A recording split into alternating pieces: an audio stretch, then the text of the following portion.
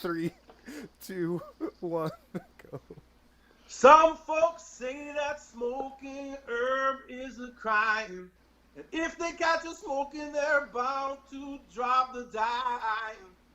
I wanna know right now, is there one of you in the crowd?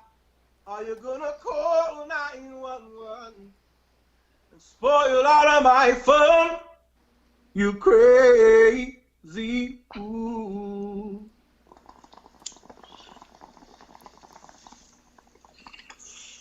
If you can hear my voice, you are on LSD.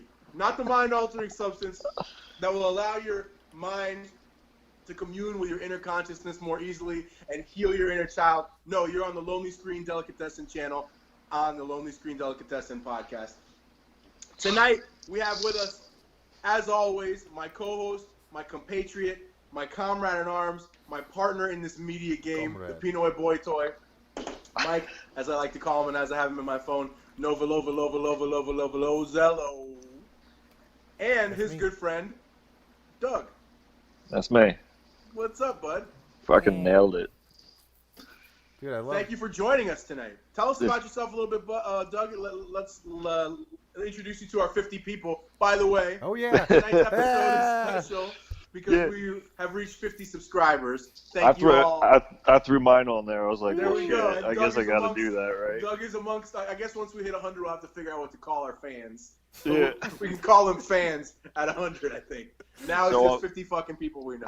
But it's fair though. That's how you go. Tonight is our first recording, our first episode at 50. So very cool, very fun, very happy to know that at least our friend group is enjoying the conversations that we're having. Hey Doug, can I tag you in Facebook? For sure, dog. All right, cool. Yeah. All right, I'm posting it right now. Yeah. Good. So tag me, Doug. While he's tagging you, let me find out about you. Tell me about yourself. Tell me what you do. Tell me what you're into. Tell me who you are, my man. Other than Mike telling me you're a super smart guy who leans center left. That's how Mike describes people. That pretty much nails it. Center left, yeah. Yeah. Mike's virtue is so honest because I've never heard Mike be like, oh yeah, my friend, he's a white guy, I've never heard him describe people like that. He literally would just describe people politically. He'd be like, I got a super smart friend. He's center left. He's a little bit like you. And that's how he'll describe people. It's completely. It's the first person. He's the first person I ever met who that's how he describes people. Well, it's a big thing now. That's the I whole suppose. thing. Like, I never thought about it before. Yeah, dude.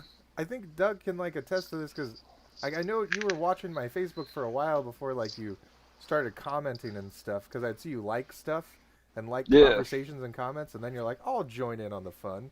Yeah. But, I will just say something as neutral as I can possibly say it and they'll be like, fucking Trump supporter, and I'm like, I guess that's what I am now. Neutrality's divisive now. You can no longer remain neutral. Yeah, man. There's a weird slant on everything now. The way I see it is if people who are Trumpers think that you're a socialist, and people who are on the other side think that you're a fascist, you're doing it right. Yeah, you're doing something right. That's my I feel like day in the life most of my normal Facebook. people fall there. Yeah, that's where 85% of people they think that way. They're not all one way or all the other. I mean, it's a mess. We could get into that. That's insane. Look. So the thing that I think is the most interesting about this time that we're living in is what Mike said. It's an important thing now. Whereas I don't remember my parents ever being like fucking Democrats or fucking Republicans. It was always like no, it was like it was that. always like. It was like it was. You said? Yeah, it was like that. It's like you're either a fucking hippie, I guess, or you're a conservative, and you've got your house and your family, and maybe that's growing up in a Latin enclave. I grew up around all either Jews, Italians, and Spanish people, Latin people. So for me, it was never it was always what do they eat? What do they eat over there? That's how you know. No. Oh, they're Jews. So we're gonna have some nice fish, maybe a nice cold cup platter. You know what I mean? They're probably gonna have nice smoked turkey, salmon, nice bagel. Jeez. You go to an Italian joint, Italian people's house, maybe a manigot, maybe a ziti. Cubans, congri, nice roast pork. It was like maybe this some before. nice chicken. It was like this in our lifetime, though, because like maybe but see, for me, as an adult is the only time that I can register where that's been an important distinction. When we were in high school, it was like that. Like when I was in high school, it was rapper alternative. Yes, no. I remember rapper alternative. That too, but I'm saying like for the adults, like Wu-Tang it was like and Nirvana. What the fuck? I'm confused. No, but yeah, but you didn't dial random numbers on your house phone and tell them your political affiliations every That's 4 true. fucking That's seconds. actually true. Hey. Tipper Gore's people did though. That's what I'm saying. When Tipper Gore was trying to get all music banned, and Tipper Gore's a cunt. Yeah, and that was the beginning of the true flip of the Democrats being the censorship people and the Republicans being the censorship people. Yeah, like that was the big push. That happened in like what, 1999? 95 to 90. John Denver was still alive. Did he die in like 97? He did. Okay, so it was pre-97. He was at the hearings. He was at the hearings. That's a weird. He was the guy. He was the. It's a weird way to figure out what year it was. Yeah. Yeah, right? He was the pivot point because Dee Snider was the first one that they were like, holy shit, he looks like a fucking zombie drag queen. And he's speaking so eloquently. He's like, I'm a father, I'm a Christian, I vote, I pay taxes, motherfucker. Yeah. He's like, and this is a song about fighting against what's wrong. Yeah. I'm from New Jersey. And this is like, what's wrong. They were like, what the fuck is good? He blew them away. Yeah. And then you got John Denver coming in, and then they're all like, it's John Denver. I love his music. Like all the. And then he's like, "You guys are wrong," and they're like, "He's like, this is un-American. This is." He laid it down like a real fucking libertarian, and was like, "We're supposed to be able to say what we want to say." Like, well, I think I'm gonna paraphrase, but something along the lines of, "How could I write those songs if I wasn't free to tell you how I felt about the mountains that I love so much and the streams that I adore?" Like, so the idea is that like. Yeah, so I'm now stopping the right or left thoughts in my head, frankly. It's now, are you authoritarian or libertarian in your viewpoint? Are you trying to tell people what to do or leave people the fuck alone? Because I'm all up in that leave people the fuck alone. Yeah, and see, this is why I have to favor the person that's on the right wing when I see a conversation between a right wing and a left wing person, because the left wing person wants to be an authoritarian. Come to it from. I'm having bad word moment right now. They're coming from it from that point of view, like you're saying, where they want to left rage. Yeah, they want to shut you down. You're wrong just because you don't agree with me. And the person on the right's like, I don't agree with you, but you should be able to say that and do whatever you want. Well, that's like when you break it down to everybody's argument. Like, but the right and the left, as we're even discussing them, are no longer really the right and the left. No, it's like center left. Think of right. It's all these different little factions because, like, I would theoretically say I probably lean more left in most of my shit. That's the only shit I lean right on is fucking guns, and I don't want to pay too much money in taxes. That's the only right shit for me. Like, otherwise, you want to kill your baby? Kill him. Man. I lean fucking left. Like, I don't give a fuck. Right? Like, I lean left. Like, I literally, like, I'll comment on my gay friend's posts, who I want to try to get on the show, because he'd be good. Dude, he's great. I really want to talk to somebody gay about this whole pedophilia normalization into the LGBTQ community. He literally commented on, like, a post that I had where I was like, people are trying to normalize pedophilia, and he's like, are people really trying to do this? And then, like, all my friends are like, yes, here's examples. And he's like, "Oh my God, that's it's really terrible. Uncomfortable. Yeah, it's really uncomfortable as a parent. It's really uncomfortable as a person who just like I don't know has humanity. It's weird. Like we evolved so that we didn't do that anymore. Yes. Right? Like it was a thing way back when. It was definitely a thing, and it was a thing as recently as Elvis. Right. You know what I mean? Elvis and Johnny, what was his name? Jerry Lee Lewis. They both had teenage wives. You know what I mean? Like. Jerry Lee Lewis and Elvis's wives, I think, were like a year and a half apart age-wise, but for whatever reason, Jerry Lee Lewis caught the heat. Even more recent, Woody Allen. The guy who died in the crash. Woody Allen. But what about the guy who died in the crash? Paul Walker. He had a child, he was like 32. You gotta enlighten me on this one. I want to say, Mike, look it up, please, if you don't mind. I want to say Paul Walker was in his 30s and his girl was in her teens when they met. No. And let me tell you something. Even if she was 18, if you're 32, bro, there's some hinky shit in that. I'm sorry. As a dude who's fucking, you know what I mean? I had a 36, problem. 37. Listen, I had a problem until my wife every girl that I dated, they were 18, and then we were together for a while. And it wasn't like ooh, I'm looking for them. It's just like I don't know. The older women weren't if she doesn't, the older if she women refers were to too Ace smart. Ventura as a classic, she's too young for you, bro. Oh yeah, no. Like I was still in my 20s, but like it was I just think like maybe a girl would because break I up with me, appreciate thicker and women, then I I never would- had that issue. I don't know. I maybe didn't that's have what that my- problem with Anyway, I'm gonna look up this. Look up So this yeah, mirror so image Paul of Walker, me that's I believe, dead. was another one. He had a girl who was in her teens when he was deep in his 30s. You know what I mean? So there's a lot of that, man. There's a lot of that shit around. Leonardo DiCaprio skating the line. He's like 25, 30 years older than this chick. No. Ted Nugent bought his girlfriend from her parents. Yeah. And they signed over her adoption papers to the fucking Wango Tango himself. Having someone tell you that you're an age-appropriate couple shouldn't be a compliment. Yes. You know what I mean? Yes. Like, it should just kind of be understood. Yeah, bro. Like, especially with rich older white dudes, whenever they marry someone that's even like just 15 years younger than them. So it's I like, got wow. siblings and cousins and shit who are in their 20s and younger, and I'm like, I don't know what the fuck to talk to them about, let alone somebody that I'm gonna try and fuck. I couldn't imagine in a million years trying to be like, yeah, you know, fucking K-pop's cool, or whatever the fuck you guys like. I don't know what the fuck to talk to them about. BTS is the best. You got to listen to Tommy John again. He's got a stand up where he talks about trying to date younger girls. Yeah. And he was like, hey, you play pool? Oh, She's no. like, I got fucked on a pool table one time. Okay, but do you play? Like, shit. Yeah. You know, funny enough that you say pool table and play pool, all the girls that I would date, I met at the same pool hall.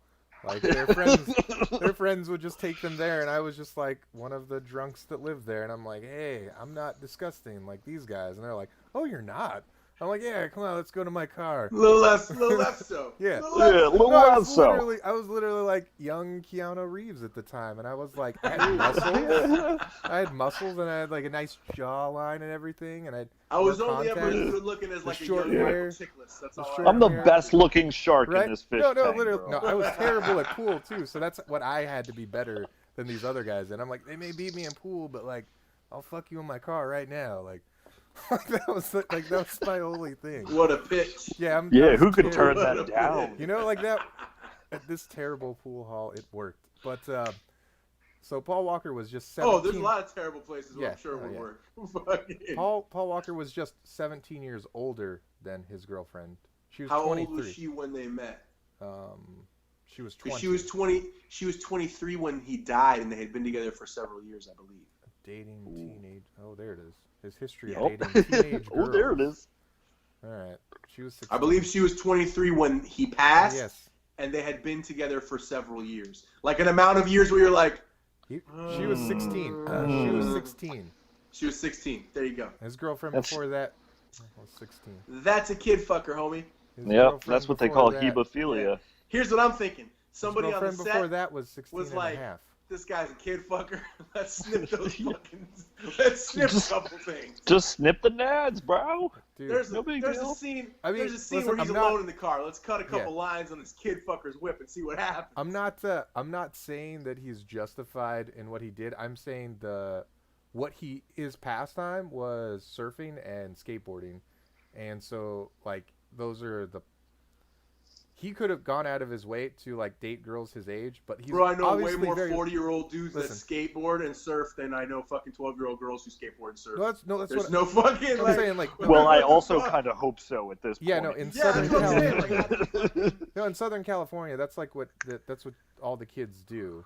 So like, I'm not like I said, I'm not giving him an excuse. I'm just saying like he's lazy and also a pedophile. Like he's a lazy pedophile. He's like, I grew up surfing and skating, so I'm just gonna keep surfing and skating and keep fucking 16-year-old girls like I was when I was 16. Like, like he's just gonna like he never went. Like he's like the Matthew McConaughey. Yeah, that's exactly what I was thinking. He's literally Matthew McConaughey in Southern California. All right. Yeah, they stay the same age. I keep getting older. Oh.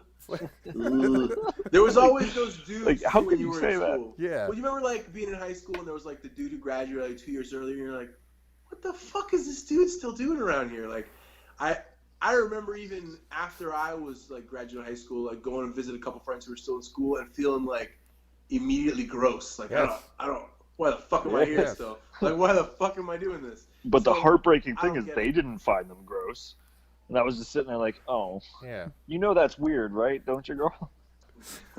Like, you know that, right? Yeah. That's the other thing too. It's like a lot of the time it's people who are, they got their own issues, looking for a dad or whatever the fuck. You know what I mean? Like, see a lot with girls who go after an older dude. So is this wrong though? This is what I'm wondering because I'm guilty of this. I was a senior and was dating a junior. We were the same age, and then I graduated, and I would have to come back, and like I'd pick her up for lunch, and after school. Yeah, but we were the same age. You're a year apart. You're a senior, she's a junior. Like I skipped, and she was just regular. If you were 21 and she was 18 or 17, then it would start to be a little weird. Yeah. But if you're an 18-year-old, even if she's a 7, I turned 18. My wife and I are 6 months apart. Yeah. Theoretically, she was 18 when I was 17. You know what I mean? Like, right. But if you can drink and they're still in high school, that's an issue. Yeah. Like, if you can buy a high schooler alcohol, that's there are distinct lines. Mm-hmm. I definitely shouldn't have done that, yeah.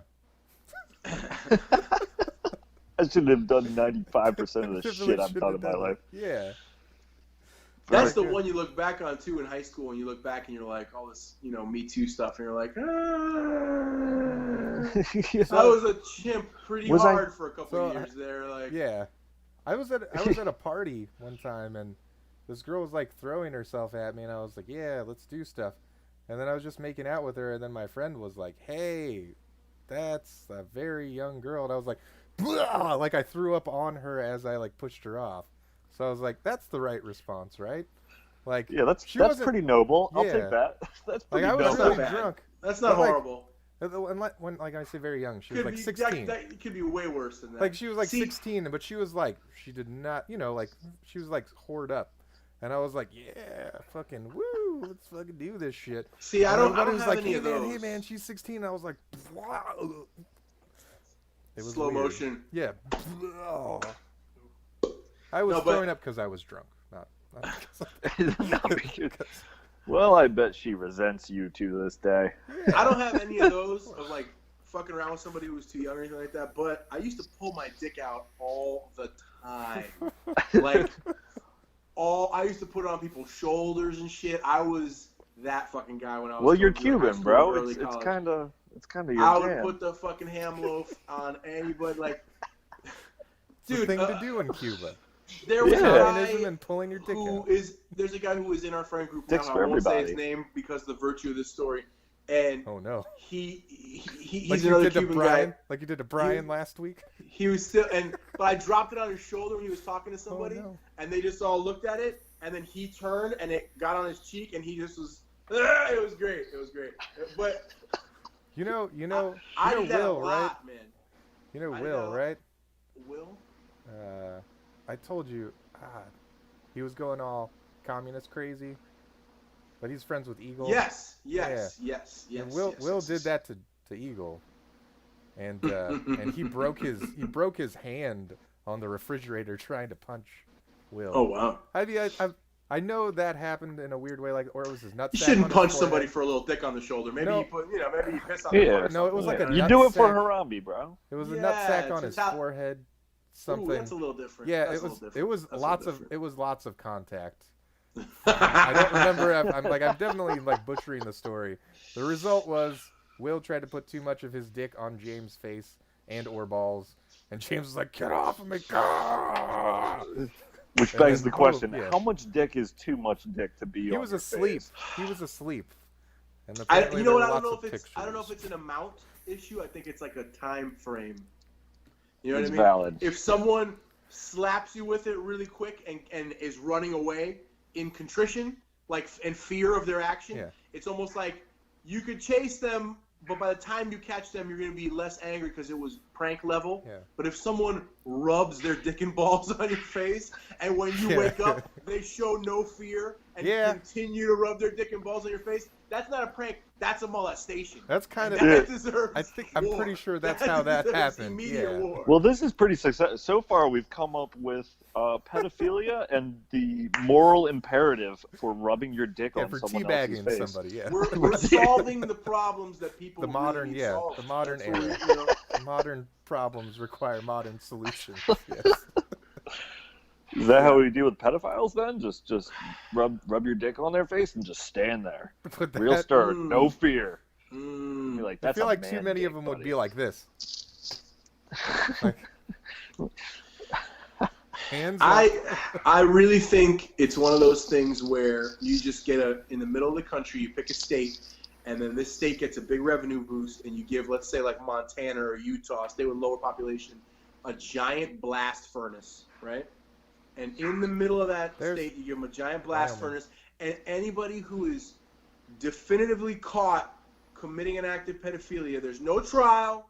If you get caught with your dick in a kid, you go right in the blast furnace. You go right in it in the middle of Montana or wherever it is, and then Utah they get a check every time we throw one in there. Wyoming, and you can put it on pay-per-view, okay? And the family of the victim gets a chunk, and they get points on the pay-per-view, and the state gets points on the pay-per-view, and fucking that's also, I think, that's the first step before we get to what was that movie with Schwarzenegger, Running Man. Oh yeah. Okay. Yeah, Butcher of Bakersfield. You put your criminals in a competition on TV. Yeah. I'm talking about tax dollars in our coffers. Okay, that's why we got to legalize weed, coke, and heroin in every fucking state. You get a red light district everywhere. I'm going deep. I was talking about this with Mike. He wants to regulate this stuff. You ever play the game Fallout? Very much so. I was just playing Skyrim earlier. Okay, Skyrim and New Vegas are probably my two favorite games of all time. There's no question. I told you, see, Andrew. I told you, like, years. This guy's more like on your side of everything. That's what I'm saying, man. I want to live in New Vegas. I'm sick of this shit. I'm sick of the fucking futility of the veneer that we live underneath. I'm fucking disgusted. That's why when the riots were happening and Mike was like, "Oh, it's gonna break down," I'm like, I hope not. Right? I want a land of ash. I just want us to learn that the social construct that we have with each other is frail. And I want us to recognize that it's a kindness when we all decide to like live within the bounds of that social contract. Like there's times, like I'm a big guy, man. I spent my whole life kickboxing, boxing, and doing mixed martial arts. Been my whole career up until music. And like sometimes people talk to you in a certain way where you just like, I could just pull your fucking arm off. Yeah. I think I could do it in under 2 minutes. And I don't think anyone in this room can stop me. And I'm only not because we have disagreements. I've heard you say something similar at one point. Not that extreme, but I think I've heard you say something that's like you ever wonder like why some of these people talk to you like that? You're like, I could just take you out back. Like you said something like in that realm to me, and I was that's Nietzsche. The only like etiquette isn't so much as people having the courage to do the right thing. It's people being afraid of what will happen when they do the wrong thing. Yes. You know? A polite society is an armed society. That's right. That old adage. And so for me, that's what my push was with all these riots, with all this wildness, is the idea. You're like, I want Book of Eli. I want. I'm done playing this game. I'm done with this version of the game. Five Finger Death Punch, House of the Rising Sun music video. Yes. You know, and we're already wearing masks. We're gonna get goggles now. Like we're already on the way there. Yeah. No. I want it to be bandoliers of bullets to go to the store with my kid on my shoulders in a bulletproof like egg dome, like Master Blaster from fucking Mad Max. I'm watching Mike just lose his mind slowly. Mike loves order. He's got an aging love for order. It's not really that I love order. I would love to be in like those situations too. I just know the reality of the game, and so here's what I am seeing. It's a real weird dynamic between the people in power and the people that are half awake right now, because like as asleep as you as most people are through like the just regular society, like coronavirus riots at least make you like be like, hey, yeah, something is bugging me from stopping me from getting gas. Right. You know, like doing like buying shit regularly. So like it's this weird race to put people back to sleep before they're too woke, and the people like not in the stupid term woke that no, I know what you mean. And the people that have like woken up fully, they're divided in this real weird way, and it's not evenly. It's like 70% of them want to run back to going to sleep and will do whatever it takes to put the chains back on because they don't want what you guys are talking about. And the other 30% are busy trying to get the people that are like in that weird like wiping the sleep out of their eyes phase to like wake up all the way. But like, so, and that's the other thing too, with so much of the population that like is aware enough to see what's going on, like the most, I know, let me just ask you this, both of you, like your most outspoken friend on Facebook for masks, like let me see if I can guess what they're saying. They're like, I want to get back to doing XYZ. So can you guys just please wear your masks? That's a big sentiment. That's the guy that's racing back to bed.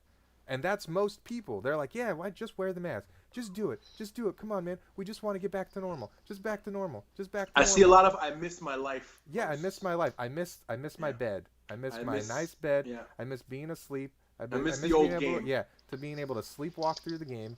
And like I said, 30% of the people that weren't already like seeing this, you know, like we are, like the weird polarizing everything, they're like, yeah, fuck yeah, we want war. Here's the bad thing about most of that 30% then. They have never been hit in the face. Like you guys have done shit. Like you've gotten into shit before. Like I've been beat the fuck up like a lot. Like I understand what violence is. The 30% of the people that are like now woke, like new woke, they want what you want, but they would be the first ones to die. I don't know if we talked about this or if I talked about this with somebody else. It's a weird dynamic. Okay, so professors. Yeah. Professors used to be Indiana Jones. Professors used to be people who had gone out in their field and applied it for years, and then at the end of their accumulation of knowledge, went to an institution and imparted that knowledge onto the youth. Now there's people who like are just career-long teachers and scholars, and they live completely in theory. They never witnessed the application of these theories around the world. There was a point in time where people were like Hemingway, and he's like, yeah, I'm like a pacifist, but I was a medic in fucking World War I. Yeah. Like, and I did do all, like, I had these experiences. Yeah, exactly. Yeah. So it's this thing of like, scholars used to be worldly people. Now, scholars are people who want to tell you what it is to be worldly without the actual like experience and hardening that brings and pragmatic understanding of reality. So like that rant that I did earlier tonight, Mike, that we recorded, where I'm talking about like the people who are really artists in the trenches don't have time to make a PSA about like, go and fucking vote this, do that. Because they're like working a job in order to stay in their band, in order to feed their fucking kid. And then all their extra time is going to their craft. Yeah. They don't have time to be like, do this fucking thing because they're working. Like, and that's a reality. The other thing you said, like, they're not people of the world anymore, but they have traveled the world. But they've only ever... On their mom's dime. Yeah, well, I mean, I did... In many cases. I did, too. But here's the thing. So, they're, like, going to, like, the nice, gentrified white parts. Right. If you will, of, like, every country. Right. I was looking for drugs, and when you're looking for drugs in another country, you don't... You go where you go. You go where you go. You go where you need to go. Speaking of... Like, just getting, like, for example, just getting weed in, like, Germany, you have to go to Romania, like, another country. Like, I just was like, where do I go? And they're like, you go east and south. And I was like, how far? And they're like, many kilometers. And I'm like, okay. Like, how much is that in real miles? Yeah. All right, buddy. And they're like, miles. Oh, you are from America. I'm like, I just want drugs. And they're like, shh. Oh, okay, all right, fine. Somebody posted some shit on Facebook where they were like, oh, everybody in the world's done it this way and they're coming out of it, and how come we're the only ones that haven't done it that way? Incorrect. And I just wrote metric system. Yeah. Like I just wrote like the metric because systems. They did it right. Listen, it was the metric system. here's the beauty of the truth of American freedom. I think we're meant to be so free that we get to destroy ourselves if we want to. Like I think it's Oregon. You can sign the paper and ice yourself if you want to, drink the cocktail and go to bed. Yeah. Like, that's freedom, bitch. Yeah. Like, that's America. That's real, true freedom. Where it's like, you want this land? Like, I guess frontier style, bro. Like, can you clear it? Is it yours? There's some people on it. They might be a problem. Figure it out. No, literally that's. Do you remember a couple years ago in Utah where like the government was like, yeah, this is federal land now, and these people are like, fuckers stormed the and fucking government building. They're like, no, they stayed on the land. They're like, they started building houses. They also it was the Bundy incident. They also stormed a government building and held it for a period of time. You want to talk about the difference they didn't go between these people didn't you go want to to talk jail about the difference either, between an organized crazy. group? You want to talk about an organized group compared to what we're seeing now? And then you talk about all these leftists who are like, oh, where's all the libertarians with their guns? Yo, did you see that? That's what the fuck they did. They only see what libertarians with their guns also can afford lawyers with their paperwork, motherfucker. That's real shit. And that's like the other rant I made. But that's the other problem when you get all of your opinions from memes, though. Yes, which they do. And that's that's the other thing, Andrew. They did see those people, and they were like, "This is why we shouldn't have guns." And I'm like, "That's not. The guns aren't even the point of the thing. Yeah, they're stopping the government from taking land." But it's like we shouldn't have guns, but also we can still stuff a bunch of nails in a firework from Kmart. Yeah, and lob it at a fucking at a Fed. Yeah, and I'm no fucking fan of Feds, my friend. Listen, but I have great contacts. Don't start none, won't be none. Exactly. Fuck around and find out. Like, I have great contacts on that whole situation. It's the dumbest thing ever. Like, I told you and Andrew from last week in the chat. Like, so the reason it's been 58 days of riots and protests in Portland. The way the local government in Portland works is the mayor of Portland is the police commissioner. Right. Which is a monstrous conflict of interest. How the fuck does that even work? Yes. How does one person hold two major offices? It's literally from like the frontier days, the gold rush days, where like it was just one dude because there was like. Isn't Washington one of the last mutual combat states as well? Yeah. Where we can agree in front of a cop to scrap it out and the cop will ref. There's like my aunt has talked about that actually a couple times. Yeah. That's pretty dope. Pretty dope. My aunt's one of the coolest people I have ever met. But Florida needs to do that shit. Yeah, my dad and Florida could do that shit. Dude, they would do that shit too. Yeah. I feel like there's a few states that would be down for that, like Alabama, Florida, Arkansas, Texas, Texas, just Georgia. Got rid of their dueling law like 5 years ago. Well, there was a law when I lived in Texas in about 2008 or 9. There was a law that was still on the books called the "That Man Needed Killing" clause or some shit like that, and it was like. Somebody does something heinous, even if they're not a threat to you, you could kill them. So if you see a dude punch a little girl in the face, but then he casually walks down the street and he's of no threat to you, you could just ice him. It's like he knocked that little girl's teeth out, he needed killing. Yep. Like that's America. That's real-time evolution right there. That's America right there to me. I mean, and this is coming from a person who I have refugee parents. You know what I mean? Who like legit were like. Tell me about like this is why America is great porque aquí en América puede hacer todo lo que quiere. Like you do whatever you want to do in this country if you get the fucking money to do it. Yeah. So like, can you buy a judge? That's when your life matters. Oh yeah, that's your last rant. Fucking. So that's like you said, it's a conflict of interest, and so the mandate from the fucking commissioner, the police are not to interact with anybody doing any protests. From that specific group that claims that they're not organized, but when they have their Rose City or Emerald City Antifa badge on them, they're instructed to leave them alone. In fact, they're instructed to defend them if anybody attacks them. So that got 2 police chiefs. That the one was this amazing black lady. Her last name was fucking Lawless. In the middle of her like inauguration and becoming police chief. See that. Did you see that when she got inaugurated? And somebody was like. like, all cops are bastards, and she's like, I will fucking shoot you right now. I'm the police chief, and I can do anything I want now. Like, I was like, oh fuck. Well, so she quit. The other thing that's she been quit interesting because to she wasn't too, allowed to do anything.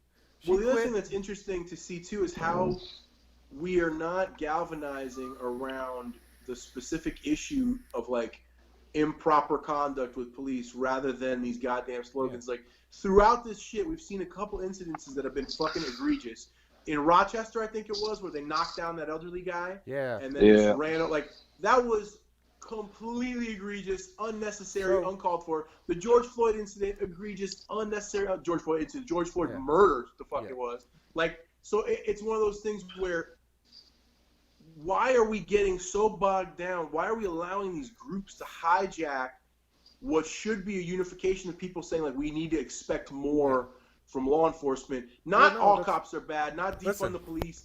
Like, where the fuck are we fucking up? I actually had a really good conversation with a guy who was a parole officer, and now he's going to go become a cop. And I had a bunch of questions for him, obviously, like, hey, why do you even want to be a cop nowadays? Yeah, especially right now.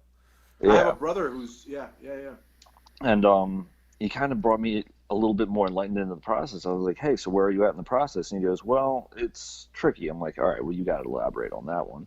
So what they do is the people who are cash pay, like you can either get sponsored into the police academy, or you can pay cash and live with your parents and then go to the police academy. And when you do that, you actually have a better chance of getting on the force. So basically you're fresh out of high school, maybe an associate's degree, and then you go and become a police officer, and they can mold you however they want you to be. Just like the military. Yeah, except that you have no real world experience dealing with any people whatsoever. And it kind of goes back to like the practical application of being a professor, because like why wouldn't we want people who have had customer service jobs being at the the epitome of what is essentially like restoring order in a customer service-y kind of way? Well, that's just because of how the society is right now. Like, you work for me. Like, they would be used to people being like, oh, yeah, you work for me. You work here.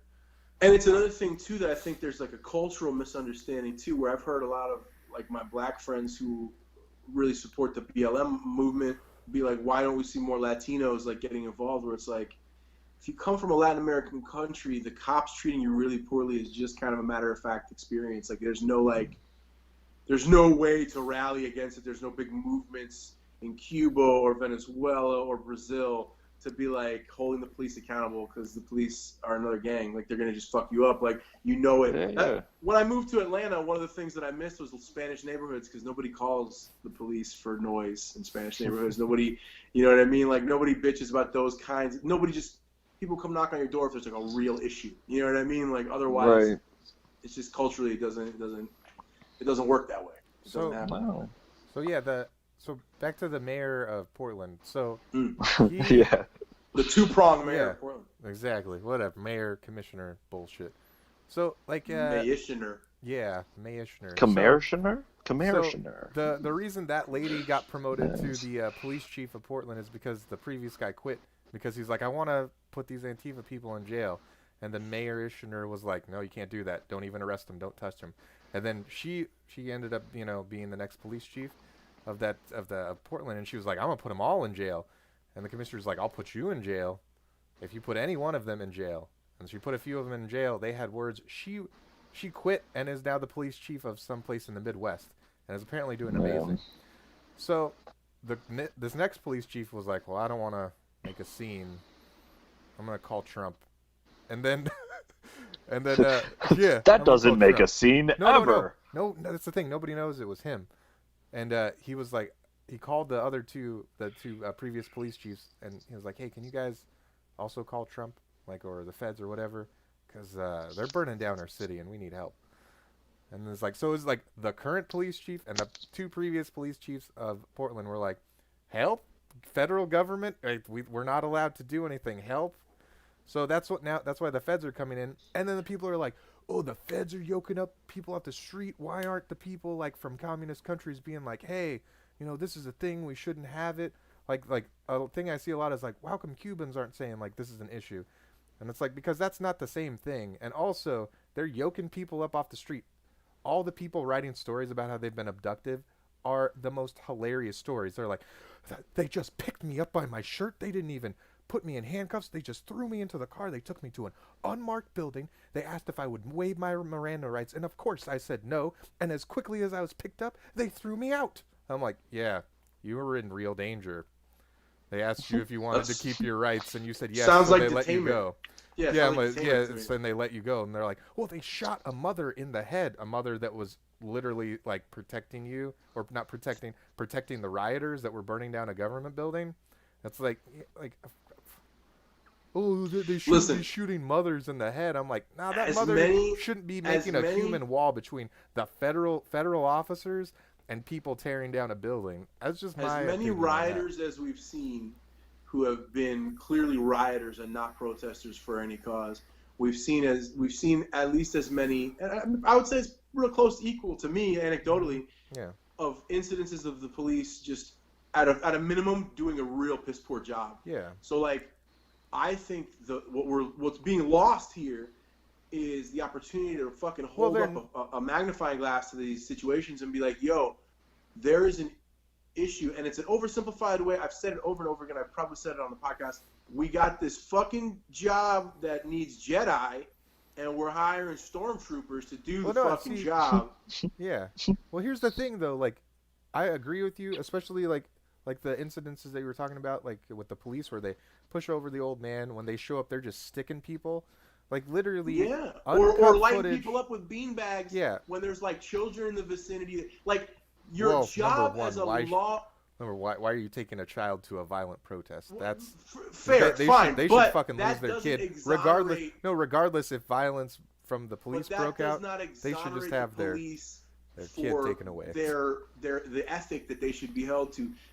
Like, to me, as a person who's worked in conjunction with law enforcement and in certain portions of law enforcement, like the Department of Corrections, I couldn't do that job when I saw the lack of personal ethic that these individuals were being held to, and that were holding themselves to.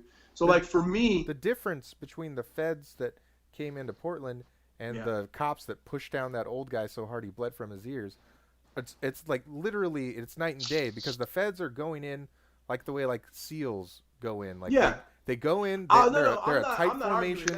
They're not I've watched them. But that's what the main thing is right now. They're like, oh, this is like it's even worse than it was than police brutality. I'm like, are you blind? Well, that's what like, I'm saying. They're holding the person up, they zip tie them, they lift them up when there's no way for them to resist. They put them in the car. Them in the van. They put them in the car. They put their seatbelt on them. Like, there's a seat. It's not, like you said, it's a van, but there's seats and seatbelts. That's what I'm saying. And then they just, and another van comes and drops them off, and they just take them out. They cut their zip tie, and they're like, here's your shit, bye. Like, that's what I'm saying, though. All this focus on these feds doing this, doing these detainments, is tantamount, in my opinion, to all the emphasis on, like, unnecessary, blatant Trump hate. Like, I'm no fan of the guy. I don't I don't like any fucking. I don't think any president has had anybody's interests at heart. Like, I like him for different reasons than Trumpers do. So what I'm saying is, well, he's funny as shit. What I'm saying is, it's one of those things where, again, we're looking at that. We're looking at this. We've got these groups making these crazy demands. We're focusing on Antifa like they're the Third Reich reborn, like they're going to come and do something. And the Emerald City really has said those words, but that's different. What's that? The Emerald City Antifa. You cut out for a second. The Emerald City Antifa has said those words, like they want to be like again. Them. I'm sure there's plenty of groups that have said fucked up shit. But what I'm saying is, we're putting all this focus on these motherfuckers where we have an opportunity to say, hey, everybody thinks that we should always want better. So this is a highlight to look at these agencies that are having massive failings and be like, why? What is going on in these areas? How come in Chicago, Baltimore, how come in Detroit, how come in Rochester, New York, and Philadelphia we're having these massive issues?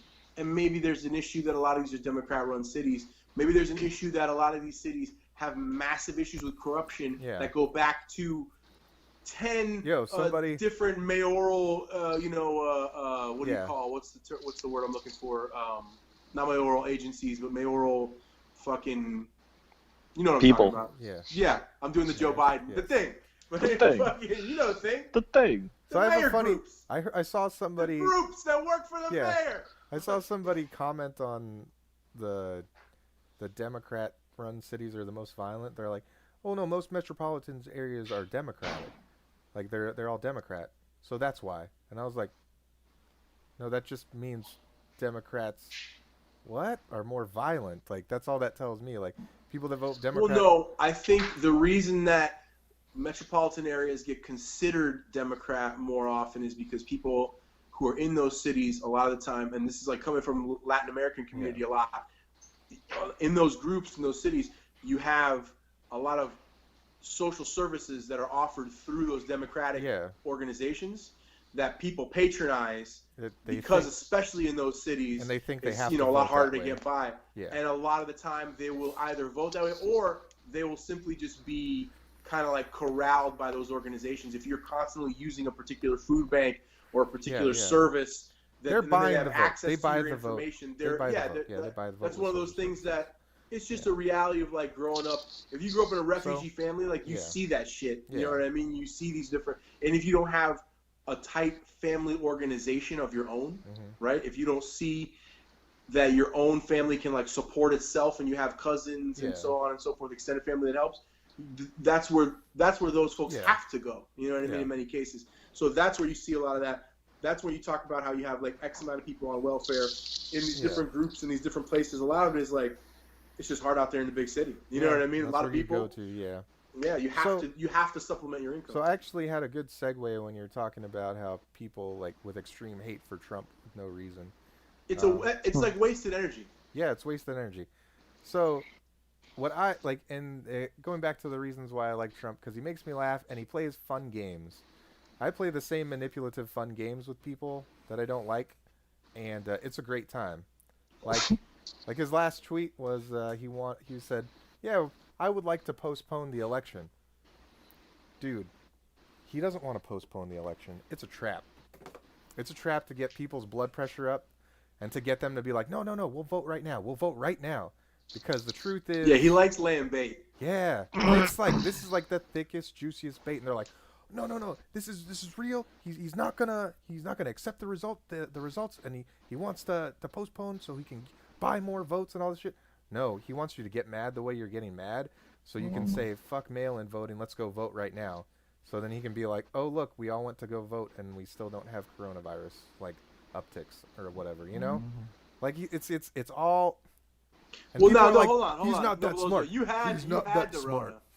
Yeah. Yeah. You want to break this news right now? Yeah, I had the Rona. Is this not common knowledge? No, it's not. I didn't mean to out you. That's fine. Well, I had the Rona. That have had it now. Yeah. I can't believe that you would have me on the same podcast as you knowing this now. I'm not even wearing a mask. This is bullshit. I'm coughing at you guys through the. No, my favorite that I see now in the stores, especially it's like old ladies with some tissue. Oh yeah. They don't have a mask. They improvise it. But right. So yeah, like people are like, oh, he's not smart enough to do those things. I'm like, what do you mean? He's been doing that to you for 4 years. Like he's been goading you into saying. Fuck 4 years, bro. He's been arguing with Rosie O'Donnell. Yeah, that's the whole thing. He's a troll. Like he's a fucking troll. It was. I hate to use a meme and as an example. It's how information is consumed now. Yes. It's how he presents it. Exactly, and he does it for fun. Like, did you watch his interview that he had with the guy that runs Barstool?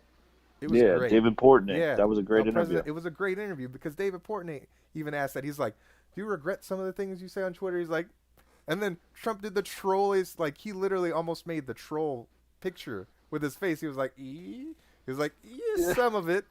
My but favorite one. I like a lot of it. The most recent, where he's like, light bulbs. We brought back the old light bulbs. Oh, and so people got mad. They make you look so good. They get the old light bulbs give you an orange color, and everybody knows it. And I don't like that. He was like joking. And then he was like joking so hard. The and people were like, the people who do the dishes, he even adds shit, and he's like, you do the dishes, the people that do the dishes. They tell me you hit the button, it washes, you gotta hit the button again 2-3 more times anyway. You use 10 times the water. He's great. You're in the shower, it drips. He goes, it drips. He's it great. Drips. so you stay in 10 times longer because you got to get clean and you got to. I don't know about you, but my hair's got to be perfect. Oh yeah, the what are you talking about? Fucking president, his hair? Dude, is talking about his hair's got to be perfect. He's laying a the troll master trap of fucking with people. Yeah, and he just jabbing these fucks. See it.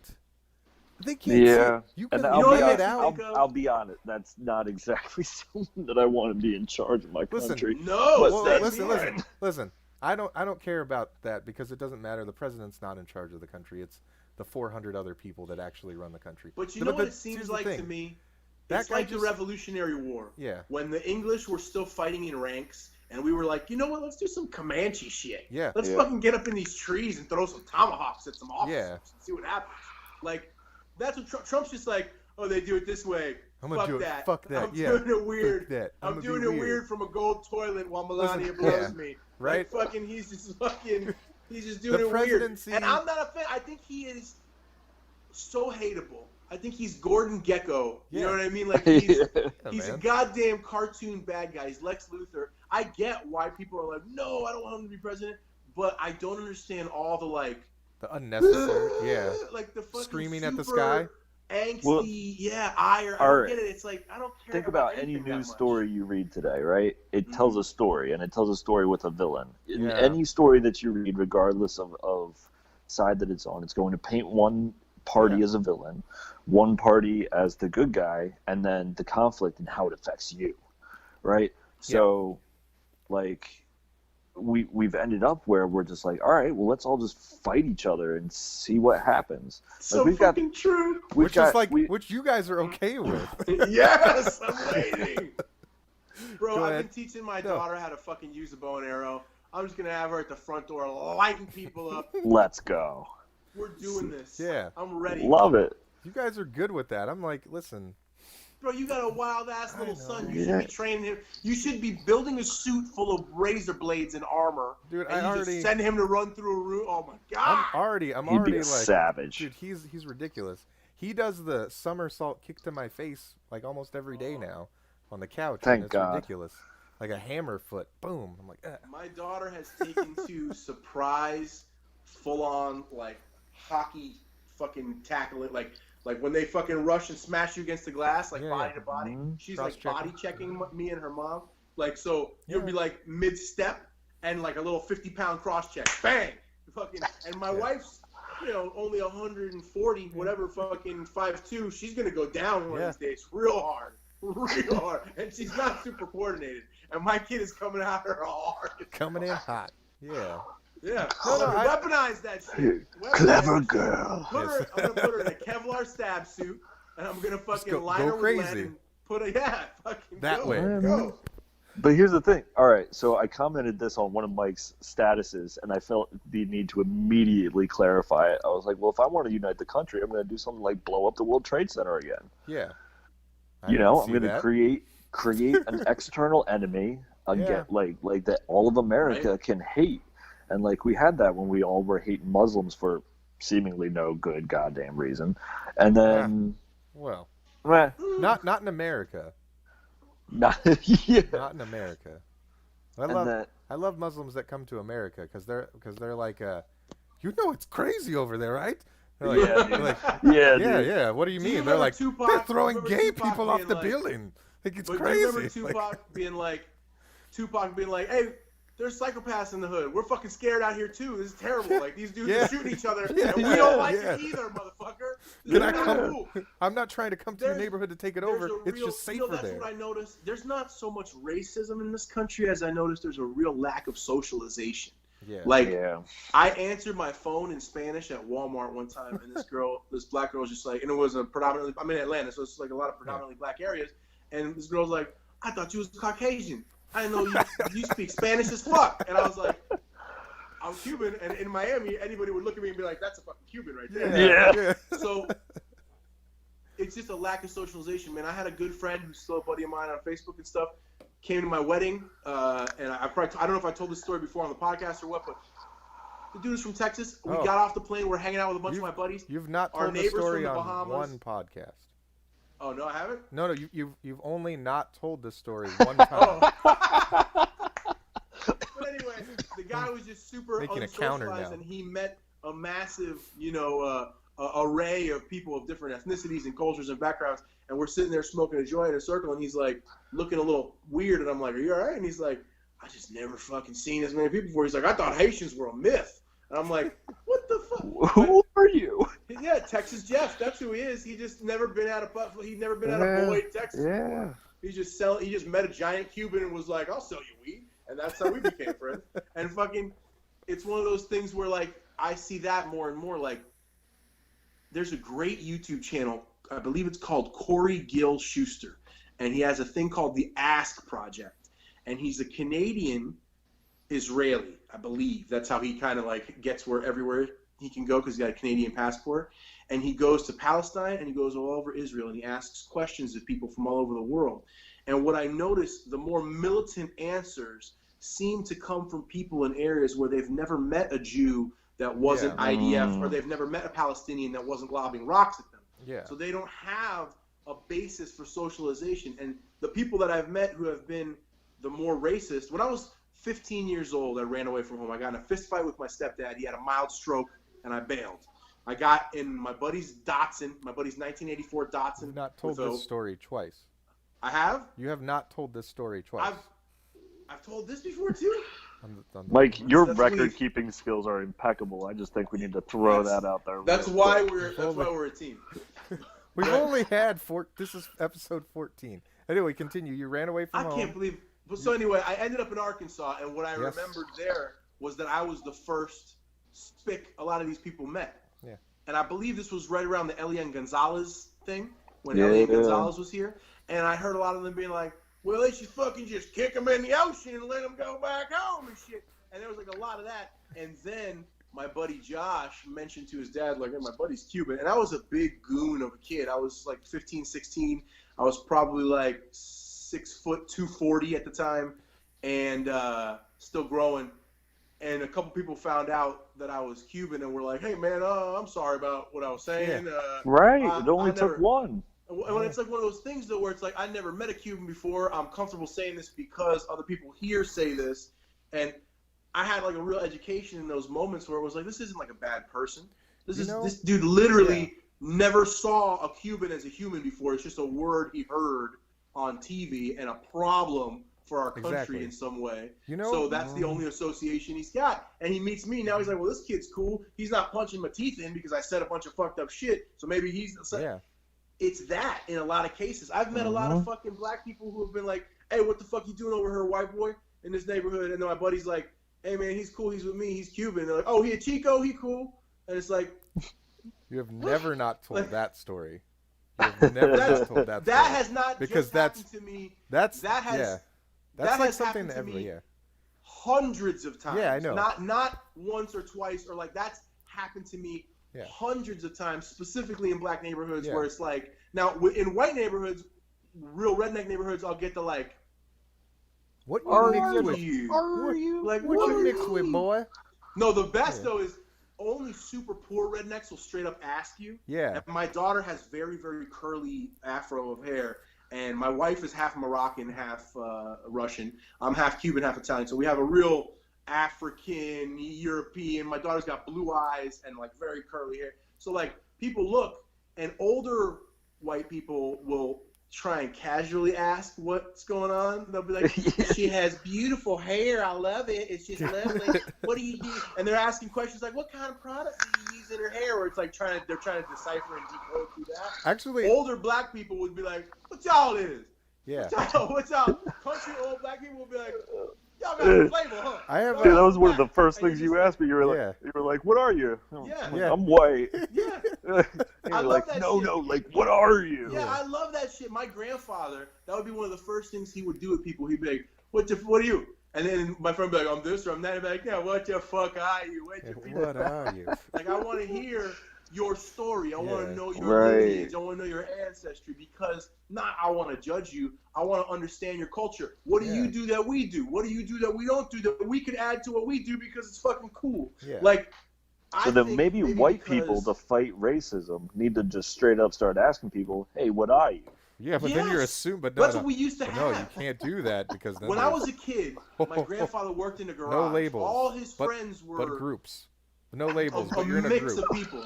And then you get in the bread line. That. You get in the bread line, and depending on what your label. What the fuck about their shit? Yeah. I was just telling Mike. I wish I had more gay friends. I want to know more gay shit. Gay people seem really fucking interesting to me. Why? There's a whole culture behind it that I don't know about. You remember Elliot? I want to have more. I want to make an Indian friend. I'm trying to get Elliot on here because that's I want to make an Indian friend because I don't know shit about Indian culture. I need more Indian friends too. Their food's the shit. Like I'm so saddened that you can't ask those questions anymore and be like, hey, you're a thing that I don't know about. Let's be friends about it. I'll show you my weird shit. We eat this. Fucking, what do you guys do? What do you dance to in your house? The fuck? Yeah, dude. I love that shit. Yo, completely. I've never even eaten Indian food. You see what I'm saying? Yeah. It's one of those things where, like, if you've never had butter chicken, like, you're missing out. It's a cool thing that they do. Okay, because I was scoping it out, and I was like, shit, I don't even know what to order. Dude, I can't even pronounce half this shit. Your first start, butter chicken, because it's, like, mild and easy. You know what I'm saying? Right, because Indian food can get lit up. No, go and ask now, why would I now? Thing. He's telling me. No, but they'll recommend that. I was going to say, that's well, I can't go in there anymore because of COVID. Right. What? But that's the awesome thing. Wait, no. Indian people are immune, and also Indian food, nothing but the food can live The heat there. Kills all diseases. Yeah, nothing else can live there but the food. One of my no, I'll go get the food. I just can't go in and have a conversation. Like it's just compiling to this whole socialization issue. I'm a chitty chatty fuck. I'm a chatty Cathy like a motherfucker. One of my favorite things culturally is to go like on Christmas time. My wife's Jewish. I'm Italian and Cuban. Italians and Cubans, Christmas Eve is like our big holiday. Christmas Day is like you're like eating leftovers to get rid of the hangover. Midnight's where it's at. Midnight's where it's at. You have like the Festival of the Fishes with the Italians, or you do a pig cacina for the Cubans. My wife is Jewish, so Christmas Day is a big deal for us. We do Jewish Christmas where we go to Asian restaurants in Atlanta. South Atlanta, East Atlanta, there's like some dope ass Vietnamese and Korean and just amazing Jewish immigrant Christmas communities. in my house every day. Dude, Jewish Christmas is the shit. Like, so, but my favorite thing is to find like an older Korean lady in the Korean restaurant and be like, yo, get me what you would get your favorite son. And they're like, you got a favorite son? When he comes to visit you, what would you make him? That's not genius. Your second favorite son, not your fourth favorite kid, not your daughter who's a piece of shit who didn't go to school.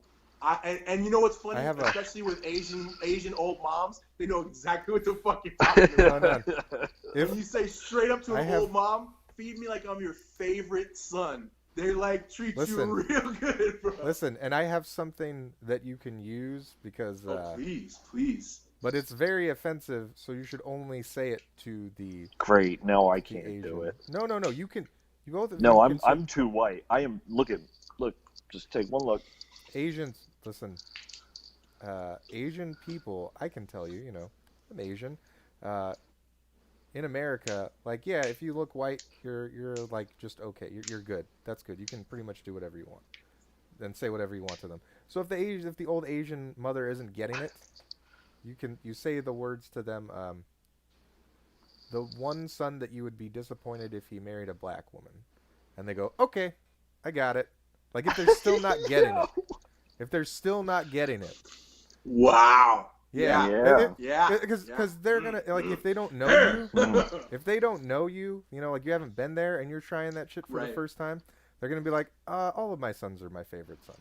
But if you say that phrase I think I got to a them, way about me. I think I got a way about me. You definitely do. I talk to everybody in the room. Everybody loves this guy, by the way. It's great. I don't likable. know if that's the truth. Yeah, he's a good dude. But I try and have a good time. I try and have fun with life. But yeah, so for me, I miss that my grandfather's best friend was a Cuban guy, and his name was Galban, and they just used to ruthlessly shit on each other all fucking day long. And it was one of the best. They were like, my grandfather cried at dude's funeral. Like, I remember, man tears. You know what I mean? He'd be like, this dumb fucking spick. And Galban would be like, this fucking dopey dago. And, they loved each other. You know what I mean?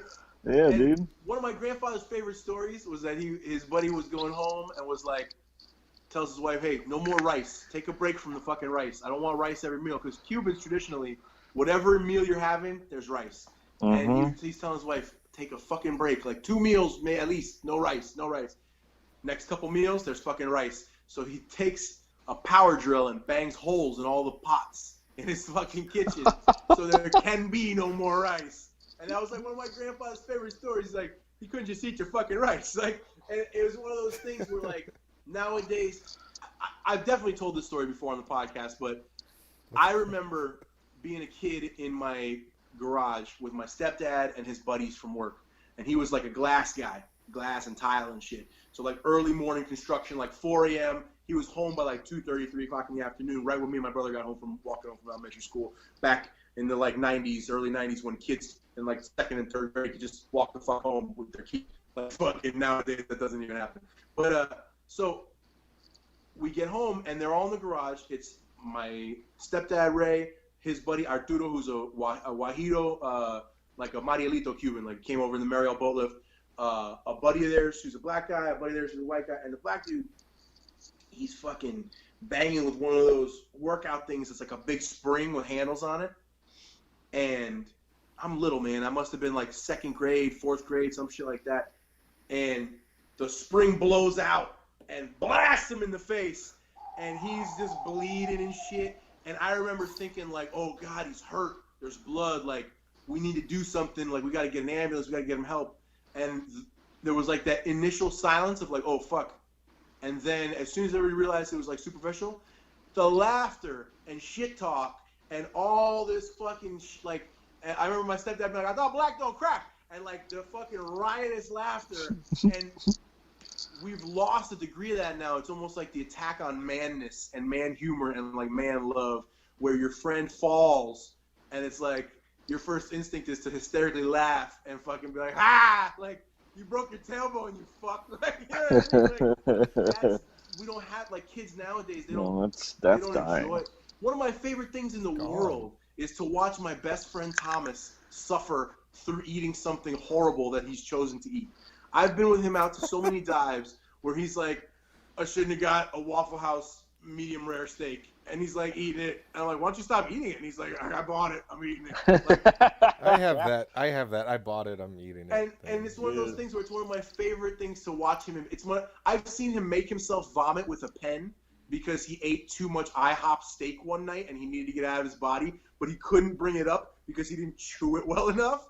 And watching him like face fuck himself with a Bic, okay, was one of my most overjoyed moments I can remember in my adult life outside of watching my kid get born. Like I watched this man drink a half a gallon of eggnog before, and the moments where he like nearly loses it, and Tom will be back for episodes of Tom Eats It again very soon on our channel here. He also had the Rona, and my wife is not allowing him in our house until after my daughter has begun school and we can no longer hide from the potential Rona. Yeah. Well, yeah. My friend Scott. So on to the Rona. Oh yeah. Oh boy. I had the Rona. Oh boy. I had it. I've now, in my friend circle, I've had 3 people that I'm close friends with that have had it. I think I had it in New Orleans. Also, I've taken a shit in the propaganda bathroom before, so I think I might be immune. Propaganda is a Lake Worth club that it's the dive. It's a rough bar to take a shit in. It's not the roughest, but it's for a shit, dude. You can't close the stall. I can't close the stall in that shitter. What's it fucking called? Harry's Banana Farm. I've never been. You can't sit down in it. Like if you're as tall, like Doug is an average height dude, he could probably sit down in that bathroom. I'm short. That was very nice of you to say. Oh. I'm a short guy. I mean, we're both like 6'3", 6'4", so everybody's short. Yeah, I'm 6'2". Yeah, that's like everybody's short to us. So I just say, if you're shorter than us, you're average. Unless you're my drummer's height. I'll tell you this, Doug. You've got a tallness about you. Yes. That's very nice of you. No. It's because I'm holding the camera down so that I can get the best angle. No, you have a Viking air to you. I would Listen, say. yes. That's all I've ever wanted to hear, like literally my whole life. Well, listen, man. Like I'm glad coming from tall people, coming from a tall person, that is something I've noticed. Like I've had friends that are just as tall as my drummer, who's very, very short. Well, he's short dude, right? And I think they're taller than they are because it's just like the way they present Yeah, themselves. they carry themselves. Yeah, they carry themselves tall. Dude, not that my Mike drummer Morrison, my carry... bandmate. Oh yeah, he's just as tall as What Adam. is he? 5'4"? Yeah, he's the same 5'4"? height as my buddy Adam, 5'5"? as my drummer. He's a giant. Yeah, he's a motherfucking giant. Okay, he is. I always joke with him. He has like, Mike Tyson shoulders. Beast. He's built like definitely like he could be in the Tyson family. They're from the same place, so like. But he has a possibility. He carries himself in a way that even if he wasn't quite as thick of a dude, he still has an air of, you know what I mean? He's a giant amongst himself. I forget that there's pictures with him and my drummer, and they're just like arm in arm. They're the same height. Yeah. And my drummer, I feel bad, man. Hey, he never watches. He's a little guy. He's a little guy. He's a little guy, and I keep forgetting that Mike's the same height as him. We should clip that and make a clip that says my drummer never watches. My drummer never watches. Yeah. But I forgot where I was going before that. We were talking about Rona. Oh, the Rona. I still don't remember. Rona. I got it. I have all the precursors to where I'm supposed to die.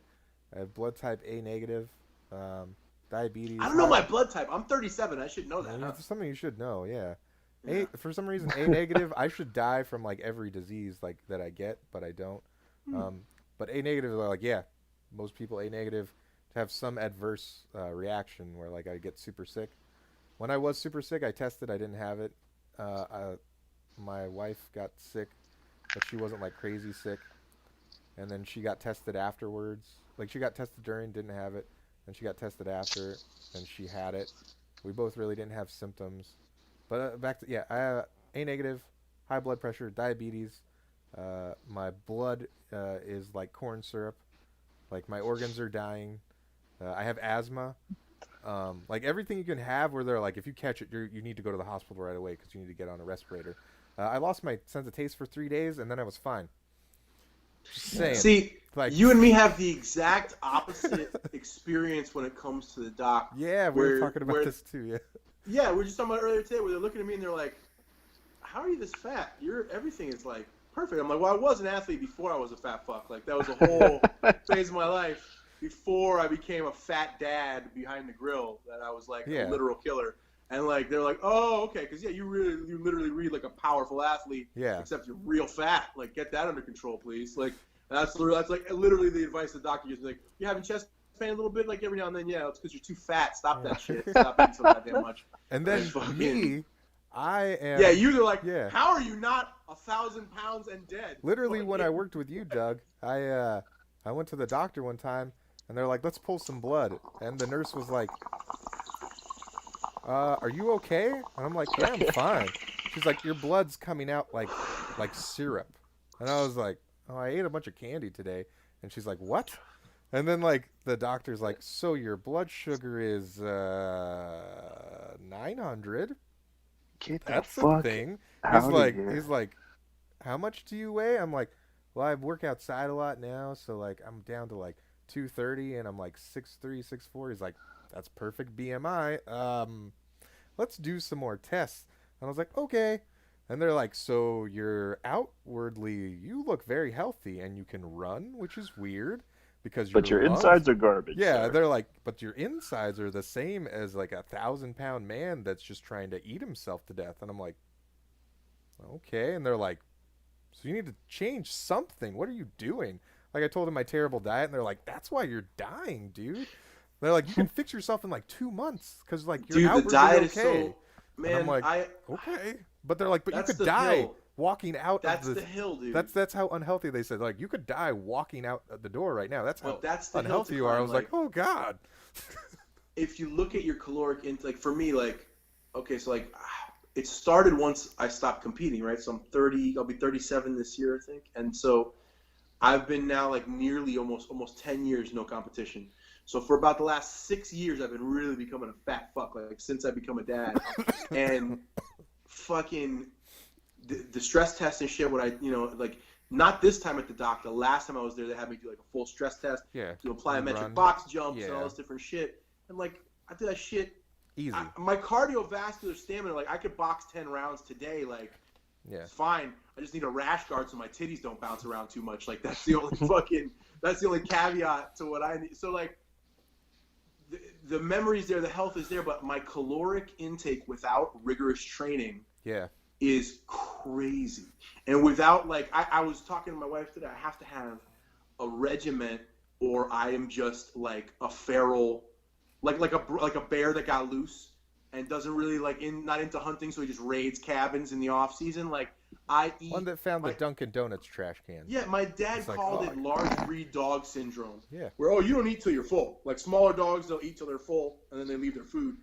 Like, a big dog just eats all the fucking food till it's gone, and then if it finds the bag, it just eats the whole bag till its gut bursts and it dies. Yeah. Like, I have that issue where I'm talking to Doc today, and he's like, give me a basic, like, if you're having a late night meal, because I was telling him that's like my big problem. And he's like, if you're having a late night meal and you're trying to be healthy, what do you eat? And I'm like, all right. Be healthy? So I'll probably, yeah. I mean, yeah. I will. That's a weird caveat to put on there. But I would try and be healthy late at night. But because what I was saying to him is, like, I do like junk. So he's like, well, tell me what's, to you, like, a good healthy thing that you eat at night. And I'll be like, all right. And realistically, I'll eat like 2 or 3 steaks, maybe like 2 or 3 bags of spinach that I make with butter, and maybe like 3 or 4 potatoes, and then maybe if there's like leftover something like chicken or bacon or whatever. So I'll just eat a big pile of meat and vegetables. And he's like, so like gut biome wise, that's fine. He's like, but if you're eating that like 3 o'clock in the morning and then going to bed an hour later, like, you're just marbling your fucking self. So that's is the habits, you know what I mean? That, like, and then also too, where he's like, why are you having 3 or 4 steaks in a sitting? And I'm like, I'm hungry. And he's like, you shouldn't. You're not be that hungry. Well, he's like, he's just like, you just shouldn't. That shouldn't. There's something wrong. Like, you've conditioned yourself really in a fucked up way, or you could eat like in it. Because I can just eat an insane amount of food in one set, especially if it's like I said, like steak, veg, like, I'll go to war. I'll go to war all day. Like, I go to Texas Day Brazil and they like stop coming to my table. No, you start calling them over, Yeah, I have to be like, hey, no, I'm not. I know I'm in a skinny person's body, but that guy whose gunt is like off to the side. Well, that's what I told my wife. Fitting in the chairs, like I'm gonna eat more than that guy. Yeah. Well, I told my wife, if I ever have belly in my pants, like, I gotta kill myself. They gave me. There's no. They gave me the full thing of beef ribs one time because they were just like, how many pieces do you want? I'm like, just keep cutting them off. And when he got to the end, he was like, and like he looked over and the guy was like, yeah, whatever. And he was like, okay. He just put the whole rack of ribs on my plate, and I was like, that's enough. And they're just like, oh, this is weird because it's in PGA too, like Palm Beach. Churrascaria, man. There's one here. I took my grandmother. But the one I go to is in Palm Beach Gardens, so it's like, it's $50 a person. Like, it's all, and I'm just there like, I've got just as much money as you people. So you know what? That's actually a tremendous segue. Have any of you guys known of any particular businesses that you loved or enjoyed that have been lost by the way of the Rona? Because it's looking like a lot of our favorite venues and bars for music are going to be gone. No, those aren't going anywhere. Sweet Tomatoes. You don't think Props is going to be gone? I'm pretty all right. I'm gonna be quiet on live venues just for right now. I sent you a text, Andrew. About recently? Yeah, about live venues. Oh, I gotta look at that. It was a while. It was like a meme. I made a meme of it. Well, tell me. Go Scumbag. You're the worst of the people. Can't. Anyway, can't. I'll just talk about the place that I'm sad that's not going to reopen, which sounds like it was run very irresponsibly if it can't reopen after being closed for 2 months. Sweet Tomatoes. I don't like going there. It's like an easy way to eat like a glutton, but healthy. So that's like good for me. Yeah, relatively healthy. Relatively healthy. Is the chain going down or just the whole one thing? Location? It went out of business 1 month into Corona. The whole chain. The guy was like, I wrote my last paycheck to my employees who haven't worked for a month. We gotta close down. I'm like, 1 month in? You didn't have enough extra money for 1 month? Restaurants are hard, man. No. It's a chain. It's a chain. All the other chains that closed down for a month are back open. That's just a thing. Many. Like even the smaller chains like Bonefish Grill, they closed for a month. That's a very small chain with a very high food cost. And they opened up and fucking sweet tomatoes, it's goddamn lettuce and beets and fucking beans. You're telling me, and like $4 extra chicken. Yeah, and like your shit's made, your fucking seats made out of goddamn recycled cardboard and shit, and like shit they found in the dumpster. Like, where the fuck, you don't fucking have money to stay open for a year, like, without opening your doors? Anyway, I liked it because like it was a healthy place to take my son, where he could eat like the little fucking monster that he is, and I wouldn't have to be like, oh, that's a lot of salt, or oh, that's a lot of sugar. I just fucking throw a plate of like vegetables down, and he doesn't care. Like, he sees all the colors, and he's like, blah, blah, blah, blah, blah, blah, blah, blah, blah. Oh, that's awesome. Good. I'm like, that's good. And he'll fucking take a nap. That's fine. His shits will be nice. It'll be good. Like, and it's like, and he's free because he's under 3. It's free. So like, that's. Doug, are you a dad? No. No little people. No little people. It's always weird, the things that you think and say, like, you never realize that you think of, like, oh, like, I gotta make sure the kid has good shit. It's like, yeah. But you did just get married. I can see that as a thing. Well, my wife and I are both in school right now. So she's in grad school to go be a school psychologist. Oh. She's crushing it. She's got like a 4.0 GPA. She's going to stop them kids from shooting up the school. That's damn right. Good, yeah. And I'm in nursing school so that I can be a nurse wherever she goes. Have money? Yeah. Dude, I think you're smart enough, but I think you'll get upset at your classmates if you like become an NP. Because an NP is like an easier way to get nurse practitioner. Yeah, nurse practitioner. Like, it's an easier way to get like doctor money without going to school for 8 years. Oh yeah, I'm doing that. Yeah. So I had a very cushy upbringing. My dad is a doctor and my mom's a nurse, right? Cushy upbringing for the win. Sorry. Just to pre-qualify that in no way qualifies me for any medical advice whatsoever. Like Step Brothers. I'm gonna go into the family business. Family business, You're exactly. A medical doctor. I've told him. And then fully on my own accord, I decided to go live in motels and shoot heroin like a junkie. But like a true American. Like a true cushy free upbringing American. destroyers. Yeah. My choice. Yes.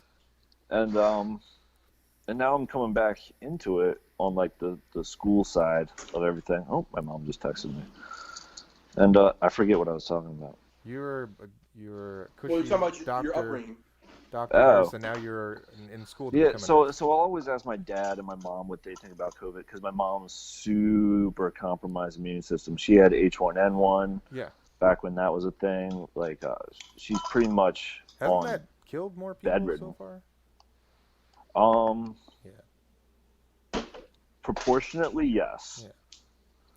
Like sheer number, like it's just more contractable. But the thing about coronavirus that's weird about it is, right? So everyone gets it, and everyone's like, oh my God, we're all getting it in different ways. But we're also getting it to different varying degrees. Like, I had chickenpox 4 times as a kid because I had 4 small cases of chickenpox. Of different strains. Right. Yeah.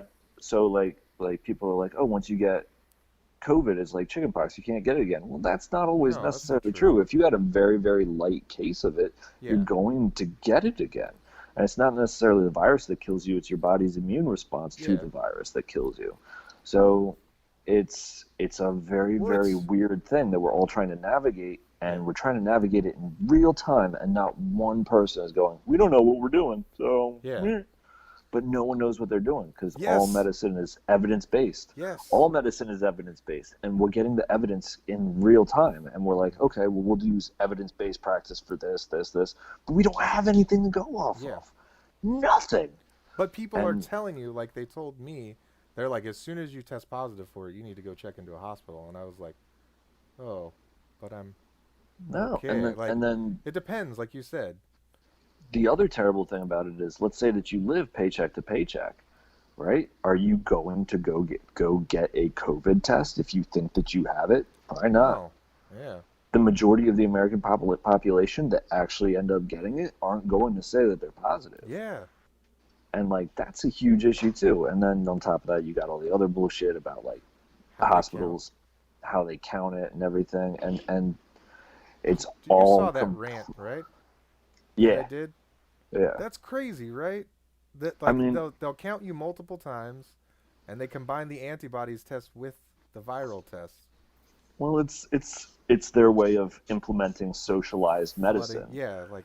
Right, so if you go in there and you say, okay, we have a COVID test, and they go, okay, well, we're going to say that you test positive for COVID. What? Why? I didn't. Well, do you want to pay for this, or do you want the government to pay for it? Yeah. And so, like, I'll be honest. I'll say that I'm positive. If I get, like, if my leg gets chopped off, I need $1,000, like hundreds of thousands of dollars of surgery. I don't even fucking know how much shit costs. Like, I'm positive. What's up? Yeah. And you get thrown into the COVID wing, and they take care of whatever's wrong with you. Yeah, dude. Yeah. And like, we don't have anything to go off of whatsoever. Like, my whole thing, like, I don't know if you saw my mask post, but I was like, just wear the fucking mask. Who gives a shit? Like, I know sometimes it gets sweaty and you, like, can't breathe. Like, I work outside. I know it gets sweaty. Yeah. And then I take it off when I'm not around other people. Just wear the fucking thing. Who gives a shit? Yeah, like, Andrew, his first rant was about the mask stuff. And, like, similar sentiment. Yeah, I don't want to wear the mask, but, like I know I'm going to get a fine, and I know people are going to start shitting with me when I'm out if I don't. Like, but that's not, like...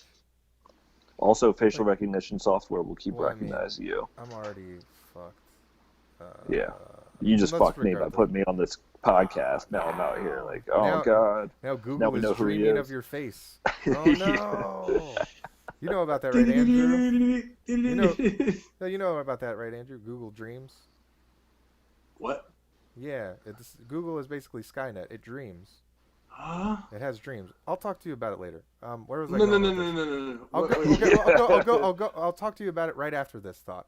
Okay. So the thing with the mask is like... Because it sounds like we gotta kill it. That's what a lot of people have said.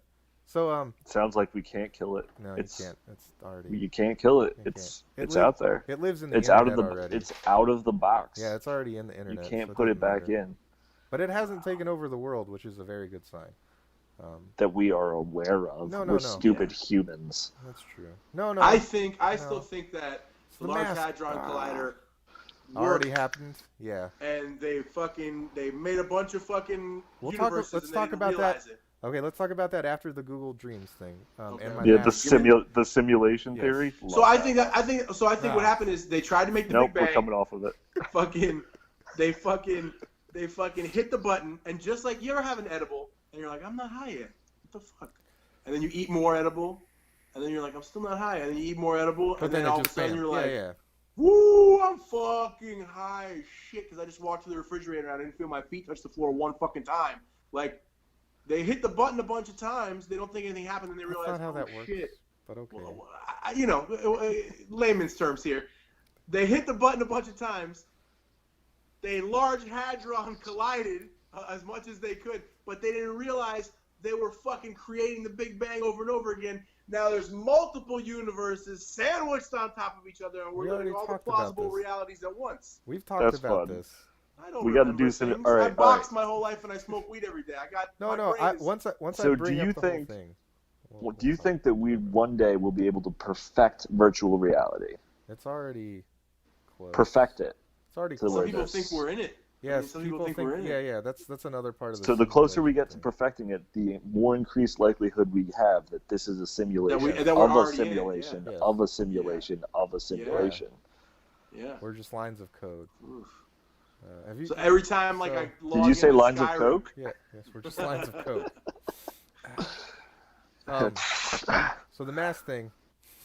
So people are getting cult-like with the masks. And it goes back to the thing I was saying. There's so many people racing. Yeah, they're racing to go back to sleep. They're like, just wear the mask so I can go do my thing. Just wear the mask so I can go back to sleep. Just wear the mask so I can do this. I was like, I am wearing the mask, dude. Show me the people that aren't wearing the mask. My first rant about the mask was who's not wearing a mask? And they're like, that one. And they're like, They're like, oh man, I saw 8 people at the gas station. I'm like, cool. Where else? People are like, oh, I saw them at this restaurant. It's like, it's okay to not wear your mask in the restaurant. You just have to wear in fairness, they're pointing out situations where it's okay to not wear a mask, and I'm like, yeah, these are not situations where it's communicable. Well, it's kind of like what Doug said earlier, right? Say again, right? And they're like, well, there's what nobody Doug said not earlier. wearing the mask. Every story needs a bad guy. Yes, exactly. Every story needs a nemesis. Who are you yelling at? Who are they fucking yelling at? You create. Now, I will say this though. God damn it, man. when they initially reopened Georgia, because we were one of the first states to pop back open, if not the first, I want to say. Yeah, I think you guys just fucking did it. Nobody was wearing a mask. We went Switzerland as fuck, or Sweden, whichever one. No, and even still, man, Sweden, there's a lot of stores that are that have signs that say mask required or whatever. No mask required, and people still don't give a fuck. I went to a big local farmers market called the Buford Highway Farmers Market, where it's like this big international farmers market. You're not going to tell somebody who doesn't even fucking speak English shit. Like, it's just not going to... Again, it's like a cultural thing where people don't understand, like, you're not going to convince people from another country to make them listen to you. You're going to have to fight them, and you're going to lose fucking... Yeah, everyone's already made up their mind. Yeah. So... For sure. So Google Dreaming. So I know, Doug, you know about this, right? I don't. Now I'm very interested. Yeah, I'm intrigued. So the main Google server has had, like, AI programmed into it. And they programmed it to dream like a human, and that's disconcerting. And it records its dreams, and they are what people in the 50s and 60s told you LSD was like. Like, imagine faces, right? And you take those faces in Photoshop, and you know how, like, when you're drawing a figure, Andrew, like you draw the outlines of, like, this part of the arm and this part of the arm and the hand and the finger, and each part of the digit, each knuckle gets like its own circle. Each one of build those a scaffolding. Yeah, each one of those circles is a face, and it's like a weird, like, acid trippy thing, right? And like same thing with the face, right? So if my face, right, it would be like there would be a face right here because that's outlining here. This would be a face, and like it would be an upside down mouth kind of deal. This would be like a weird face right here. My eyes are faces. Our faces, my forehead's a face. So Google's a fucking Cronenberg nightmare. Yeah. Like it's real, and also too, like, they move, right? The images kind of move. Yeah. So like if I were doing this, the faces would like morph to make me move, and the background would also morph faces around me to make me move. It's really... So what is the significance of that? It's trying to create its own face and figure out its own sentience. Yeah, it's trying to... That's what they said. Obviously. No. That's seriously what they said. It's trying to figure out what it is. It's trying to come to terms with its own entity. They let it dream for 18 days and got so scared of the images at the end that they don't let it dream anymore. Oh, so now they're going to drive it insane with no... Oh, wow, okay. Yeah. So they gave it a taste. Yeah. You program the need to sleep and then be like, hey, now you're on meth. Have you seen the other things that they let it do? Like the AI do? No. Like, they let it talk to people on the internet. Like, chat room with people. And it figures out, like, how to talk to people, and it just mimics how you talk to it. So, the best way to figure out if you're talking to a bot that's AI controlled, then break it, is ask it, what is its opinion on, and then insert any subject. And then it will give you an answer that is like they didn't hear you. Like in Westworld, like, oh, that doesn't seem like anything to me. Like, you can ask, you're like, no, I need to know what your opinion, because it can't form an opinion because it doesn't know what it is. The only thing that could form an opinion. So it's actually funny. They scrapped the first Google, like, AI chat bot because they sent it into 4chan, and it came back wanting to start the Fourth Reich. It was the funniest thing ever. Yeah, I remember that. I think that was back when I was working with you too, and I think we were talking about that. It was hilarious. Like, it was like it pretended to be this little girl. The most anti-Semite. Yeah, it turned in. They just sent it into like 4chan, and it ended up coming out the most anti-Semitic thing because people knew that they were talking to a bot, so they just started going like, "Oh yeah, you should read this," and they started copying and pasting like Mein Kampf into the chat. And it's like, oh, okay, this is what we should do. Christ. And then, like, but they knew that they were talking to a bot. Like, they figured that out. You see why I want the bomb, Mike. You see why I want the bombs. That was funny. You see why I want. That was no. funny. I'm not talking about just that though. I'm talking about, like, you talking about Google's dreaming. Google's dreaming nightmares. Yeah. Well, it looks like nightmares to us. Some asshole in a lab coat was like, you know what would be a good idea?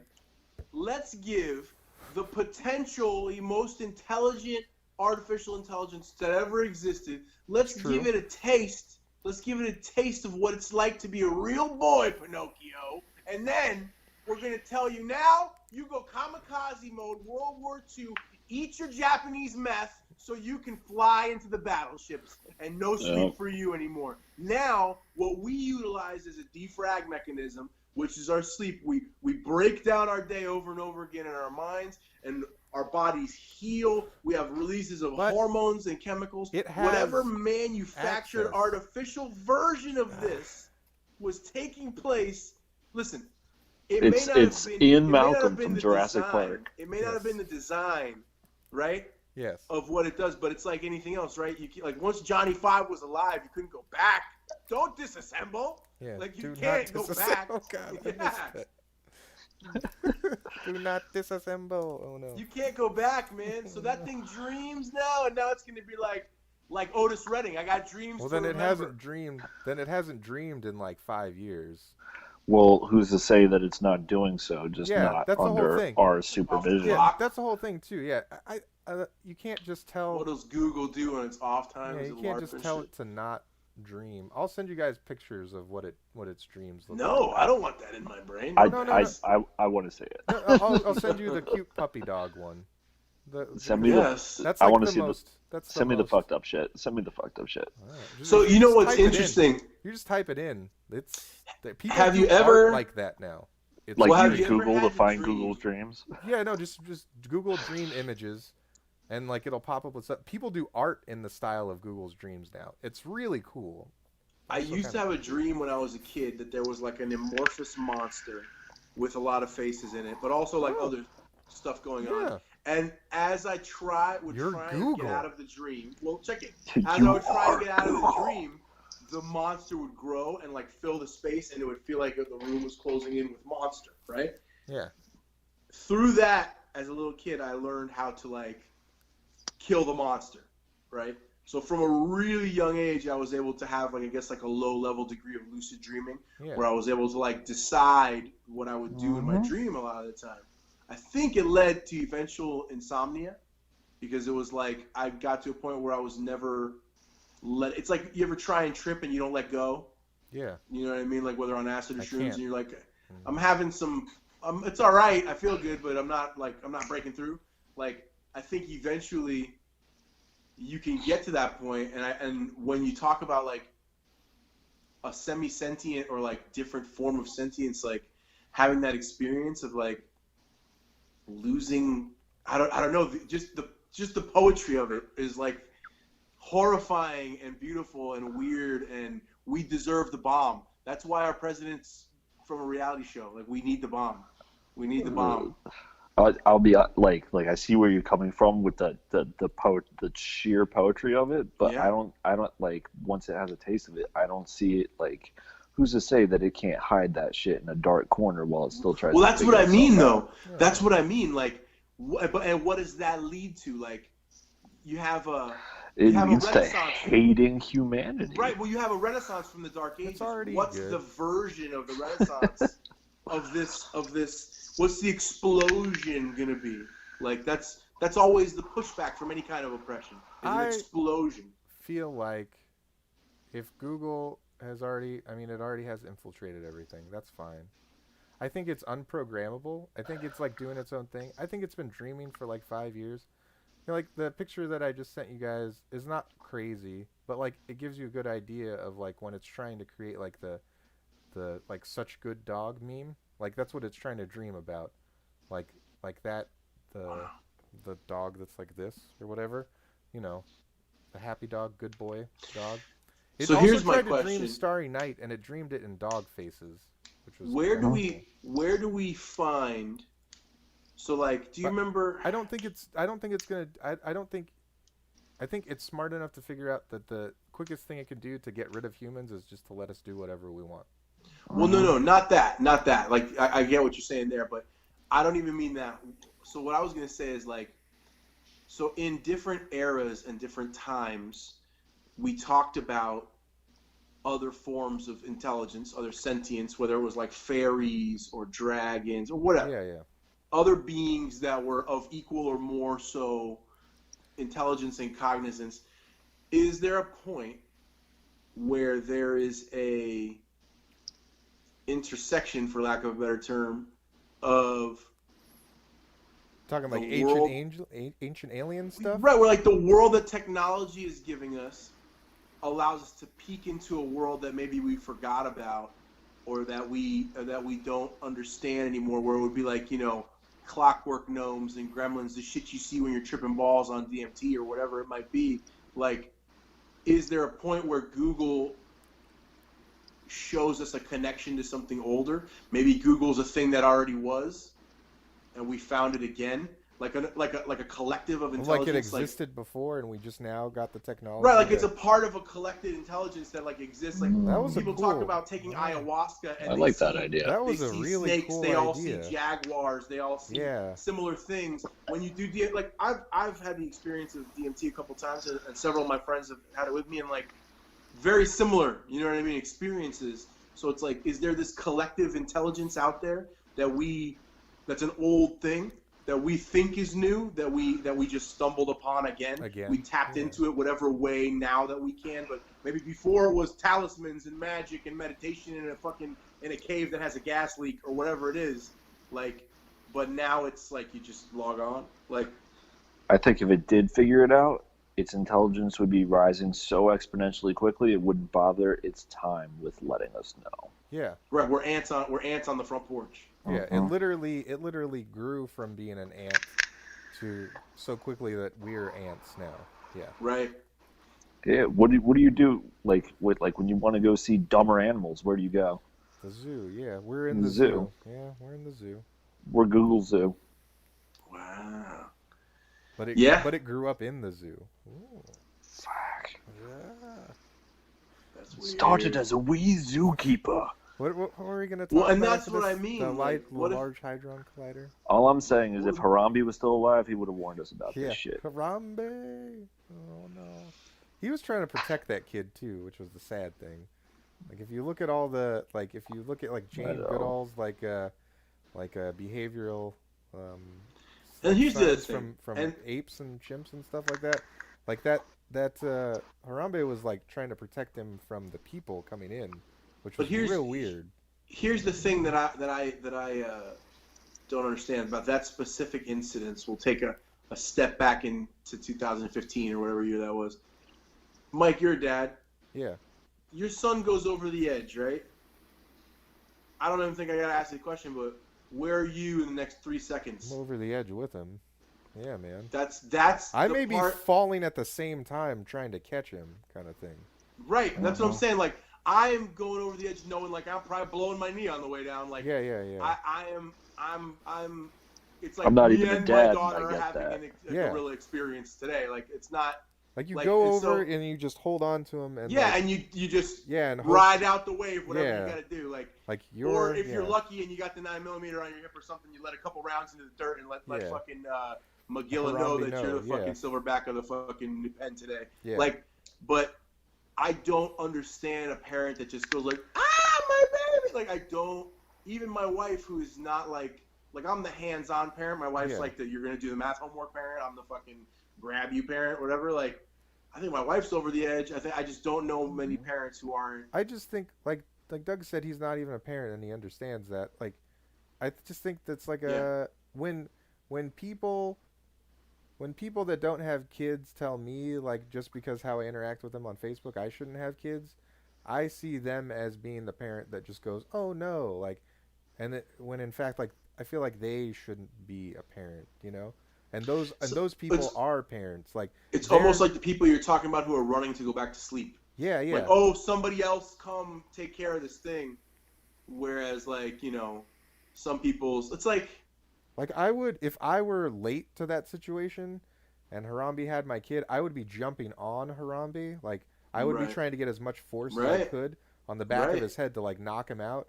And then, like, use all of my adrenaline and break my legs and my knees and my back to get him off of my kid if I needed to, kind of. End of the day, I'm getting my ass beat by a gorilla while my kid runs away. Exactly. Like, especially, like, if it's, like, my only kid, too, like, fuck, like, no. So you're saying if you had another one? No. Like, if I had another one, it would I'd definitely be late getting in there, because I'd be like, somebody hold my fucking other kid. Like, I don't care who you are. That's valid. Like, just fucking, like, you. Huh? Yeah, that was my kid that went over there. hold this baby, and they're like, oh, okay.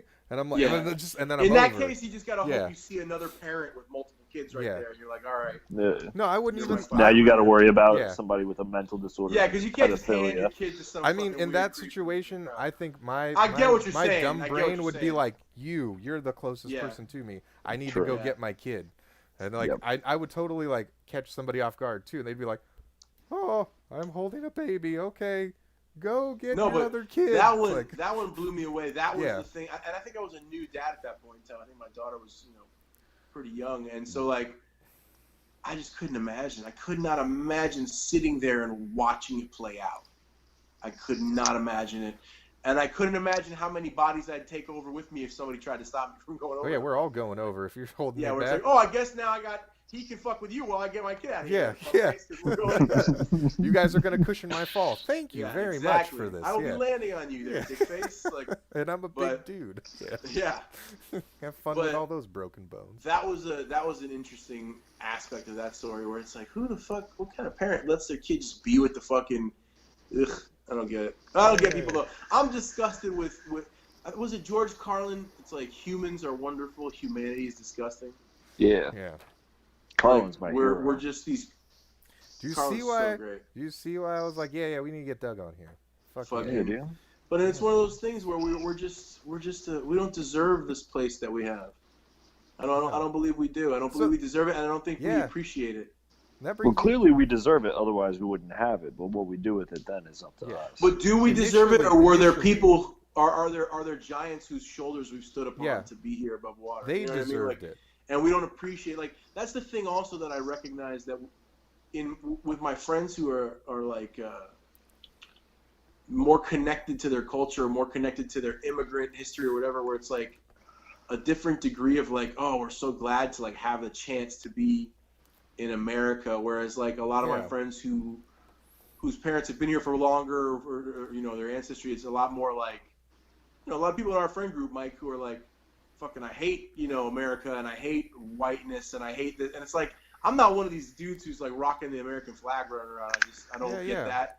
I don't even, like, my wife's Jewish, I'm Cuban. We don't even put our political fucking opinions like out there on Front Street. You won't see a flag on my front of my house or any shit like that because I don't put a bumper sticker in my car because I don't want nobody to know. I don't want to be on no list. Yeah. You know what I mean? Like, I don't do the census. I don't need Google dreaming about my front door. Yeah, I don't need Google dreaming about my house.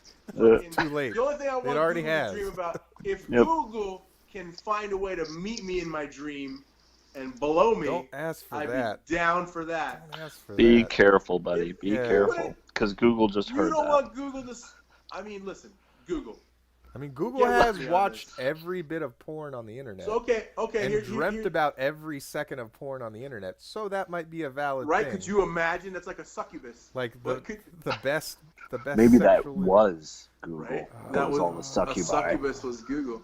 So going back to the idea of Google being like an ancient collective of information and knowledge and like wisdom like that existed forever and always will, right? So when I was a little kid, well, yeah, I mean, not even just blowjobs, the most skillful blowjob. Immediately taking it to the realm of humanity, of the disgusting creatures that we are as humans. Yes, that is what we are. Blowjob. What about? This thing has all of the information that humanity has ever done. Yeah, but my dick. Can it like touch it? Can it like suck my dick? I mean, it doesn't have a mouth. I mean, it could dream a mouth and make it. It would probably look like faces now. Yeah, but those faces have a mouth, right? Like, I could fuck that mouth though, right? We could do that, right? We could still do that. We're the worst. But I think that makes us the best. Then you know me.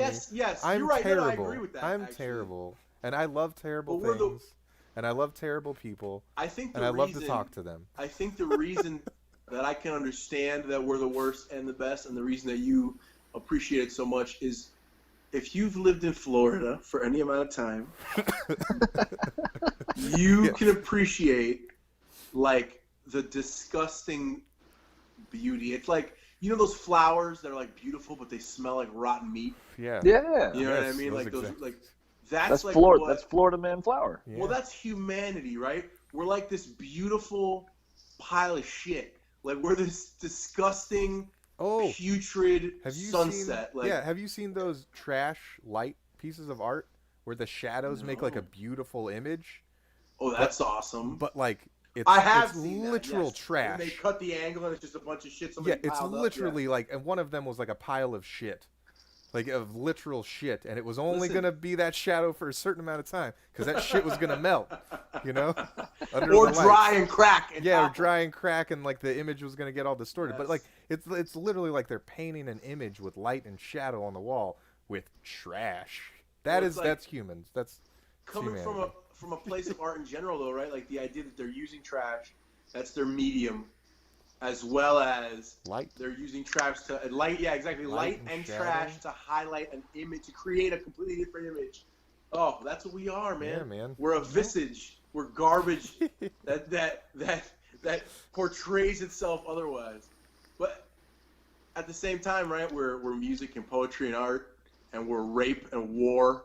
Yeah, rape and war and pillaging is the trash, and the light on the wall is the music, art, and poetry, and science, and that stuff. They're it's both an interesting the same time thing. to be alive. They're both the same thing. It's an interesting time to be alive, to have the luxury to sit here and so that's actually speculate. That's what I wanted to go with here. Like, when people like you were talking about that in our friend groups that are like, America sucks, fuck America, burn it to the ground type of deal. Yeah. And then like the other extreme people are like, well then fucking get out. Yeah. Right? So I lean more towards that only in this aspect. Like when they tell that to somebody that's like, I don't like America, but I like living here, and they're like, well then get out. I'm like, no, that's too much. I'm talking about the extreme people that are saying like, we need to burn it down and start over. Like, I agree, like, those people should leave, but... Not even the burn it down and start over people, because those people may still have American ideals that they want to see enacted. No. An issue with the fuck America, it's the word, it's, you know what I mean? No, those are the people. Like, that want to burn it down, and they want to start something totally different. They say, I guess fuck to America, me, I want to see American some shit ideals. burned down, you know what I mean? Like, yeah, no, you want to see some changes. That's different. These people want everything destroyed, our society done. No, they want everything done. Fall. They want everything done. They want, like, if you run a business, they want your small business burned down just as much as they want that. Yeah.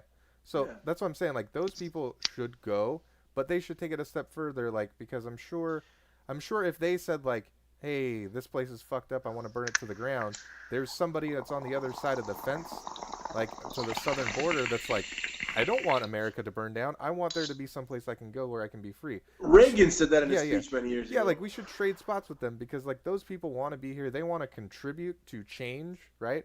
And the American like dream, like, what happened of true freedom. Whereas these people that want to burn things to the ground, they actually don't want freedom. So which is much different than the average person that says they don't like America. That goes to 2 points that we discussed earlier.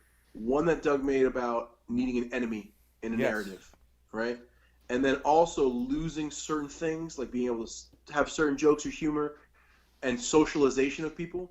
What the fuck happened to exchange programs? When I was a kid, they were so much more prevalent, where you'd have somebody from somewhere else, from a different way of life. There was a girl from Germany in our school that I remember, like, whatever it is, whatever it may be. But those experiences, like, we had so much more of that. What the fuck happened? Yeah. Where we've broken everything down to such a simplistic terms, where we don't crave to understand the nuance and things anymore. Like, I think there's been a real dumbing down that's happened, where we've catered to the lowest common denominator for a really long time. Meritocracy is dead. Yeah. You know what I mean? My wife took our kid out of soccer last year because they gave her a trophy, and my wife's Israeli, and soccer's pretty serious to them, and she was like, they didn't even play a game. They did a bunch of like drills and scrimmages. Why are you giving her a trophy? And they were like, well, everybody gets one. My wife was like, yeah. Fuck That's that. not how we're doing it. Like, meritocracy is gone, though, and so what are we... We've talked about this before, Mike, this upcoming generation of conservative geniuses, essentially, that is on the horizon. They're not conservative. They're more centrist with more of a logic base. Yeah, they're the most centrist generation that has ever existed, and they also have the highest IQ group of any generation that has ever existed in humanity ever. And so are they essentially Gen X, but with, like, ambition? No, they're us with ambition. Are we Gen X? No, we're the. So I was actually talking to my wife. We were talking about what happens after Gen Z. Yeah. Oh, okay. And so I was like, all right, I got you with the Zen Ether. No, this is the tail end of the Zoomers, as they're called. So okay, hold on. What the fuck are we then? We're millennials, but we're we are. I'm 83. I'm 83. That's millennial. Yeah. Specifically, like 80 to 85.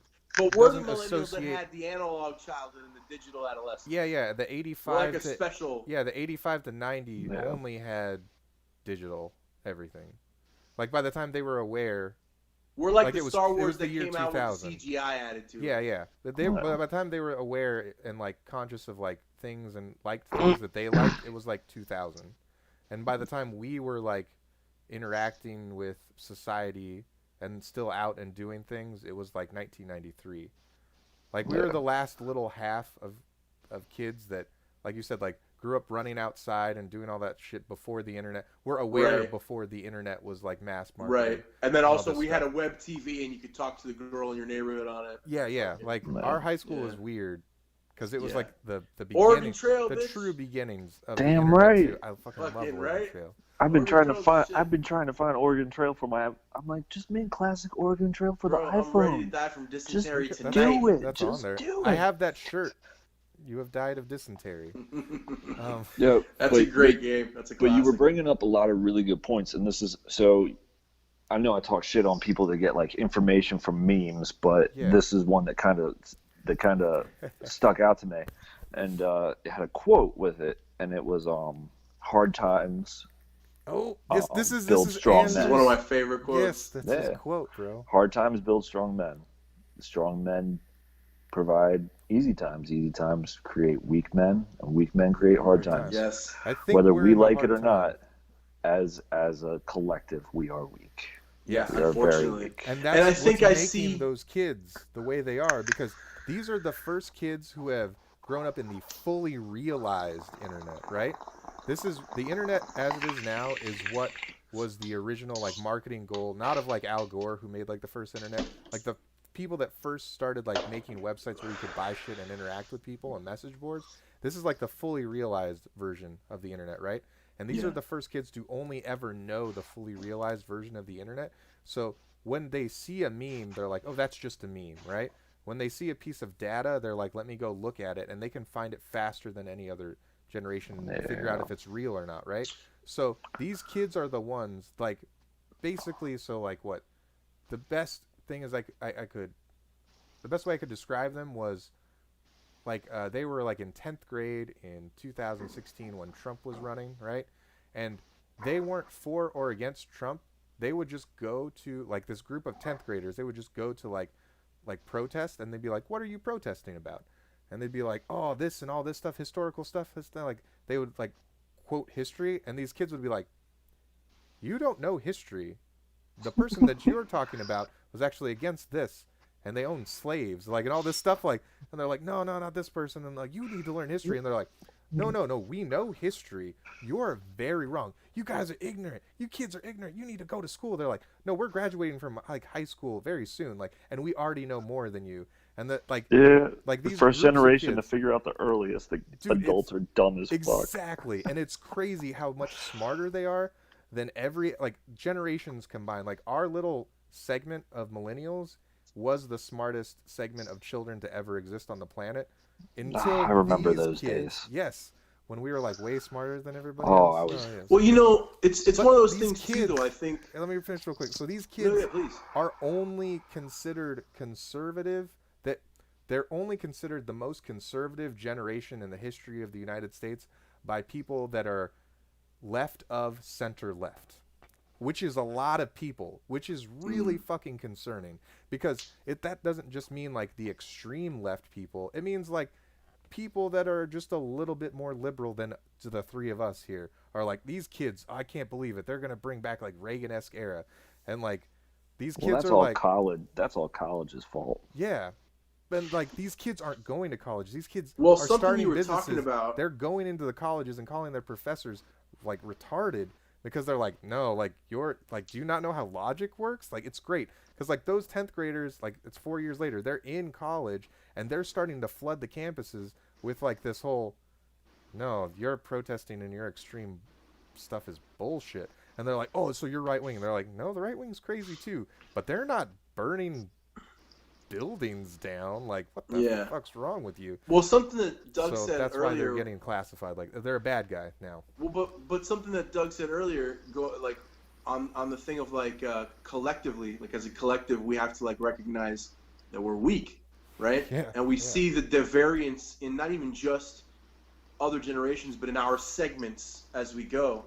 And I think there's a real highlighting of the class issue when it comes to that issue, because if you grew up with like really poor parents, if you grew up with immigrant parents, if you grew up in like anything slightly lower than blue collar, whatever you want to call it,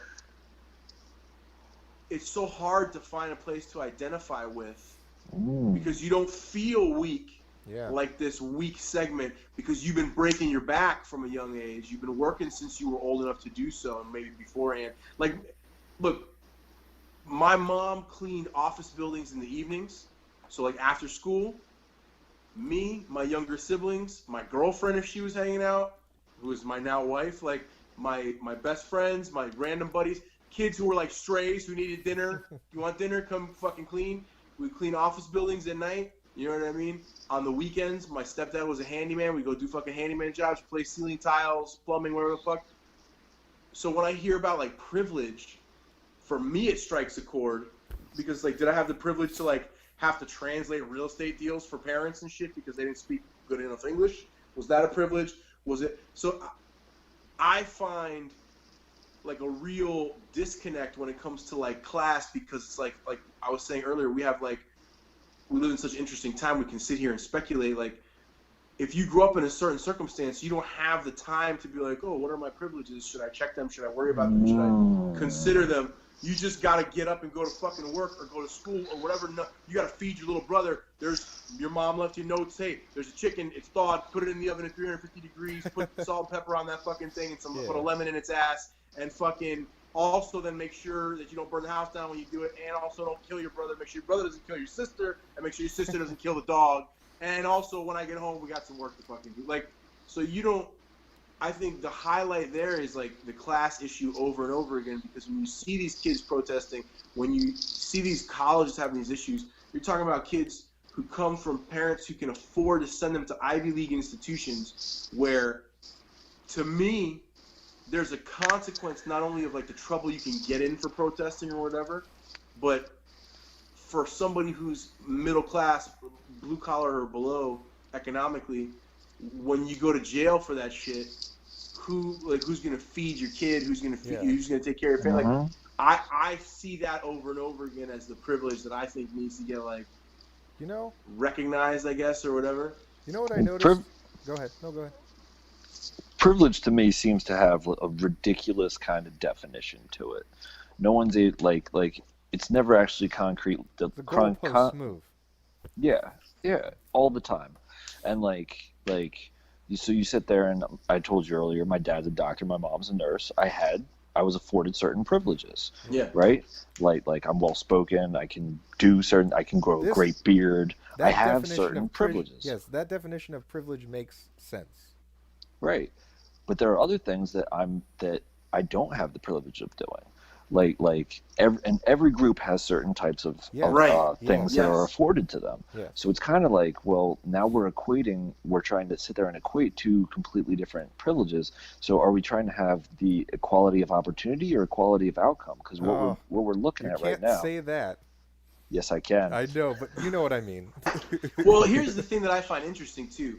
Putting shit into the context of privileges, I think almost negates how awesome, like, our people talk freedom about is racial pride. Not even just our freedom, Right. but who we are as individuals coming from wherever the fuck we come from. Right. Like, look at you. You were privileged. You had the privilege of developing that amazing work ethic. You had the privilege of developing those family values. And what These are things that I didn't have the privilege of. And what's exactly so it's like almost like circumstantial powers. Like you said, Skyrim is one of your favorite games. It's one of my favorite games too. Well, if you play as a fucking Argonian or a fucking Khajiit, you got different shit you start with. You know what I mean? If you're an orc, you have different shit you start with. So you have these different abilities coming from these different places. That was a great analogy. So, fucking just crushed it. Oh, dude. You may have just solved racism in America. Dude, yeah. I hope Bethesda can get on it. Fucking. Dude, like, that's what it comes down to. You have different fucking classes, different abilities. If you play in Dungeons and Dragons and you're a sorcerer, you start with different stats than if you're a fucking bard. I need to stop you real quick. I think, though, like, you may have solved the SJW problem in, like, Dungeons and Dragons / Magic the Gathering community, because, like they're all super, like, the worst kind of, like, SJW. Like, college kids are... The kind that doesn't have any pussy to calm them down. Exactly, and when one girl that's semi-attractive is like, I like this stuff too. They're like, whatever, she'll suck her pussy fumes just so I can be like, I remember get close. But no, I think you may have solved that problem by breaking it down like that, because they don't have a good analogy, like to like I see it as. Explain that as, and that was like literally one of the best things. Like a bard has like specific qualities, a fighter has specific qualities that they start with. They all have advantages and disadvantages. But they're like, oh, but you don't get to choose. It's like, no, you don't get to choose, but that's like if you played an RPG and like you hit random for class. It's the same thing. Right. The same thing then. Well, growing up like in a community like Miami, right?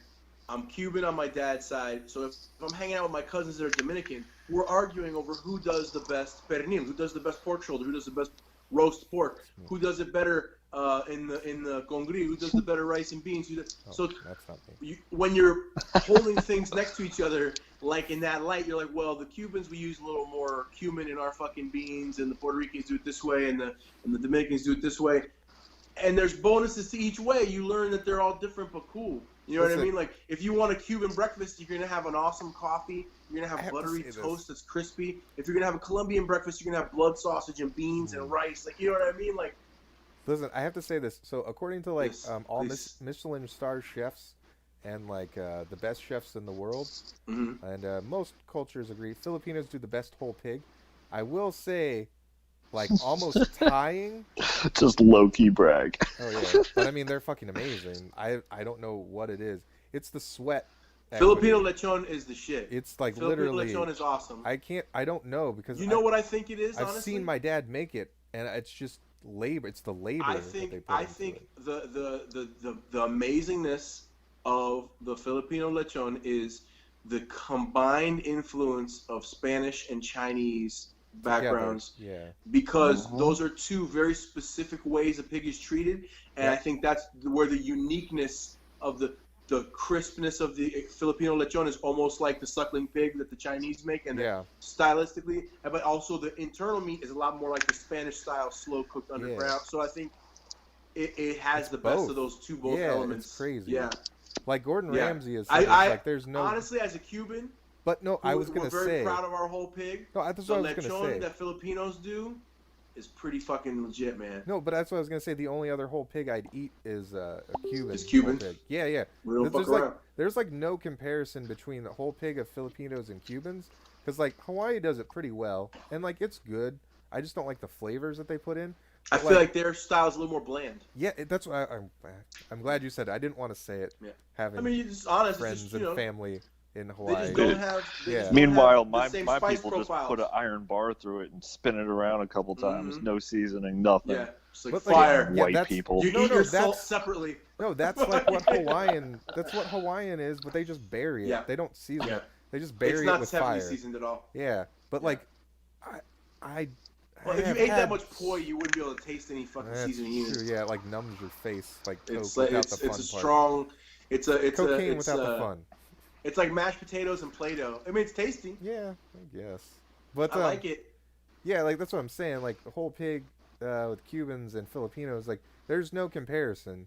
Yeah, everything else is kind of like, oh, I'm aware that I'm eating some type of pig. But those two, it's like ridiculous. It's like Argentinian and Brazilian that you beef. guys use though. The cachina. Yeah. Well, you know what's interesting with the box, it comes from Asian influence. Yeah. Now we don't know where. I'm sure a historian could tell you. No. Well, it could very well be because we call every Asian chino. Oh, so whatever you are, makes sense. It's all chinito. So, and that again, coming from that culture, we don't think of that as a racist thing. We just anybody Asian. Yeah. That's Asian. You know what I mean? Is chino. Like so Cajachina, China box, whatever Cuban came up with that shit could have just been seeing somebody with skinny eyes. He could have been fucking from Cameroon. Who knows? Yeah. You know what I mean? Like, if you want really good Peruvian food, you got to check out La Panza. Okay. Boca. Okay. Peruvian or Dealfield. Shit delicious. Yeah, dude. The papusas and shit. Dude. I know the dude who owns it. Best empanadas. Legitimate Peruvian. Yeah. So he's little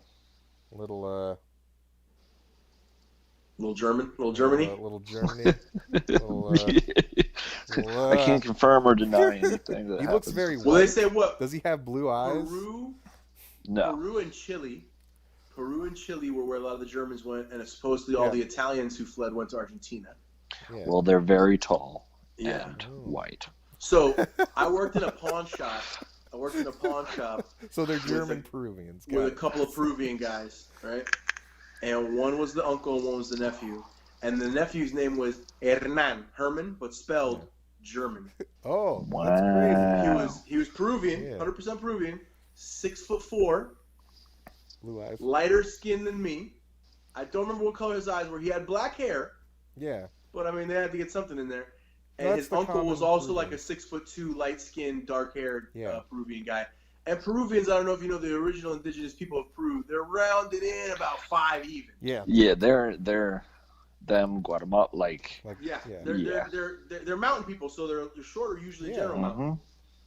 Shorter and larger noses, so that they shorter, stocky, endurance like a motherfucker. You know what you know one crazy thing that kind of relates to this. What I kind of like how some of the people that go deeper into like conspiracy theories, like one of our next guests who Doug and I have worked with, Dana, they'll post stuff like how like older movies have like nods to these conspiracy theories in them, like that one X-Men movie where Magneto is hunting down Nazis in Peru. Right. I thought that was kind of a cool little nod to like, hey, they went there.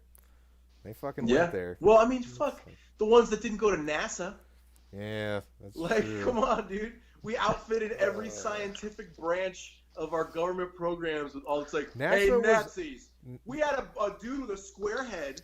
NASA was almost 100% Nazi jacket run. With medals on it. Yeah. So a dude walked in and was like, hey, Nazis, thing. Listen up. You're going to work for Uncle Sam now. Either that, or I can give you a 45 sandwich. You want a beach? You want a beach house in Nantucket and a job in NASA? Shut up and come on. You know what I thought was crazy? Do you remember that movie about the black mathematician ladies that worked for NASA? Yeah. Yeah, all the Germans that they worked for. Yes, at that point they were working for literal Nazis. Named Hans and Jan. They were literally working for Nazis at that point, and they just glazed over that because like they don't want. What was his name? Like Tom Hanks is playing an ex-Nazi. What was the German guy? What was the German guy's name? Who was like one of the founders of NASA? Is one of the most famous scientists. He was a rocket scientist. God damn it! Remember that guy? I don't know. I'm just getting Archer in my brain right now, and all I he was known. Krieger. Yes, he was known for Krieger. That's hilarious. That's a great show. Pam Poovey. Pam Poovey is my boo. You mean Hitler's clone? I fell in love with Pam Poovey on that show. No, but yeah. But when what she do you got all coked up, I was like, he was the guy who would hang the slowest workers outside of the Nazi, outside of the rocket factory. The rocket factory, yeah. I forget the guy's name. I'll just look it up. But he's the fucking founder of NASA. He's one of the founding members of NASA. He literally committed, like, what did they say, like, out of all, like, the Nazi the leaders? Simon Wiesenthal Center said that if he was still alive today, they would try him for crimes of war. Yes. Like for heinous war crimes, and that's who founded. They said he was. Oopsie. Werner That's not good. Werner von Braun. Yeah. Werner von Braun. He was one of the top fucking rocket scientists ever. Yeah. He founded NASA. He founded the Nazi rocket program. Killed a whole lot of Jewish workers. They said that he was like if they were ranking people that made like war criminals, right? Bro, he's right up there. Yeah, he would be in like the top three. He's like in there with Himmler and Hitler, and Barbie. Right? Yeah, he's like Himmler. It's like Barbie. Yeah, Hans Barbie. Yeah. Himmler, Hitler. Like that's the short list, and he's literally in the short list. That's the guy that started our whole fucking space. He retired. Jesus Christ. He retired on a pension, on an American pension. Yeah, man. Money talks, dude. Bro. But it's like anything else, man. He was a spoil of war. He worked with Einstein. What do you think that was like? Because he like literally directly worked with him. He's like, hello. I think at that point in time, it's weird, right? I killed your people. You come here. Now we both work. But I think at that point in time, it's one of those things. We are friends now. Oh. How mercenary do you think these scientists already were back then? Because they just kind of had to go where the money was at to get their fucking shit going.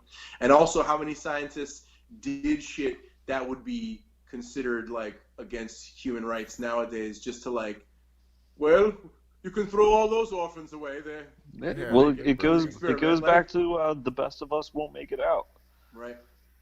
Like the scientists who actually stuck to their morals, they're not gonna live through a time like that. Yeah. What's that old country song? You'll never get out of this world alive. You know what I mean? Like you just. So let's take this and go to your large hadron collider thing, which we've spoken about 2 or 3 times. Yes. My highly thought out theory. You bring up the theory, that in 2012 when they made the Large Hadron Collider in CERN, Switzerland, and Sweden, right? Yeah, and mysteriously they found what they were looking for right away. Like, that just stop fucking with it. So the other thing is, if you're gonna go with that, I think it actually happened in the 50s when I told you in this Texas, before. You said. In Texas, yes. Because I don't know if you know this, Doug. In the 50s, it was proposed that we make a Large Hadron Collider that was the size of half of Texas, about. So, and now, to explain to laymen, and I'll say it in layman's terms, because those are the only terms that I can give you. But a Large Hadron Collider is essentially a machine that recreates the elements of the Big Bang as we understand it to be chemically and elementally. Yes, and you don't press a button. How it works is it's basically a circle. I'll break it down. I'll break it down even more. It's a Stargate. It's a and the guy that played MacGyver's going through that bitch. It's actually a lever. It's not a button. Yeah, I saw the thing. That's actually true. It was created that's by actually true. It's a series of levers and knobs. And dials. It's a tube that it goes in like a rough circle, right? It doesn't have to be a perfect circle, right? But and it's operated by Oompa Loompas. Yeah, and the Oompa Loompas make the molecules like it's a lot of like concentrated like like spark plugs, right? There's like a row of like 100 massive spark plugs that make a circle, and each one of like every foot there's one of those, right?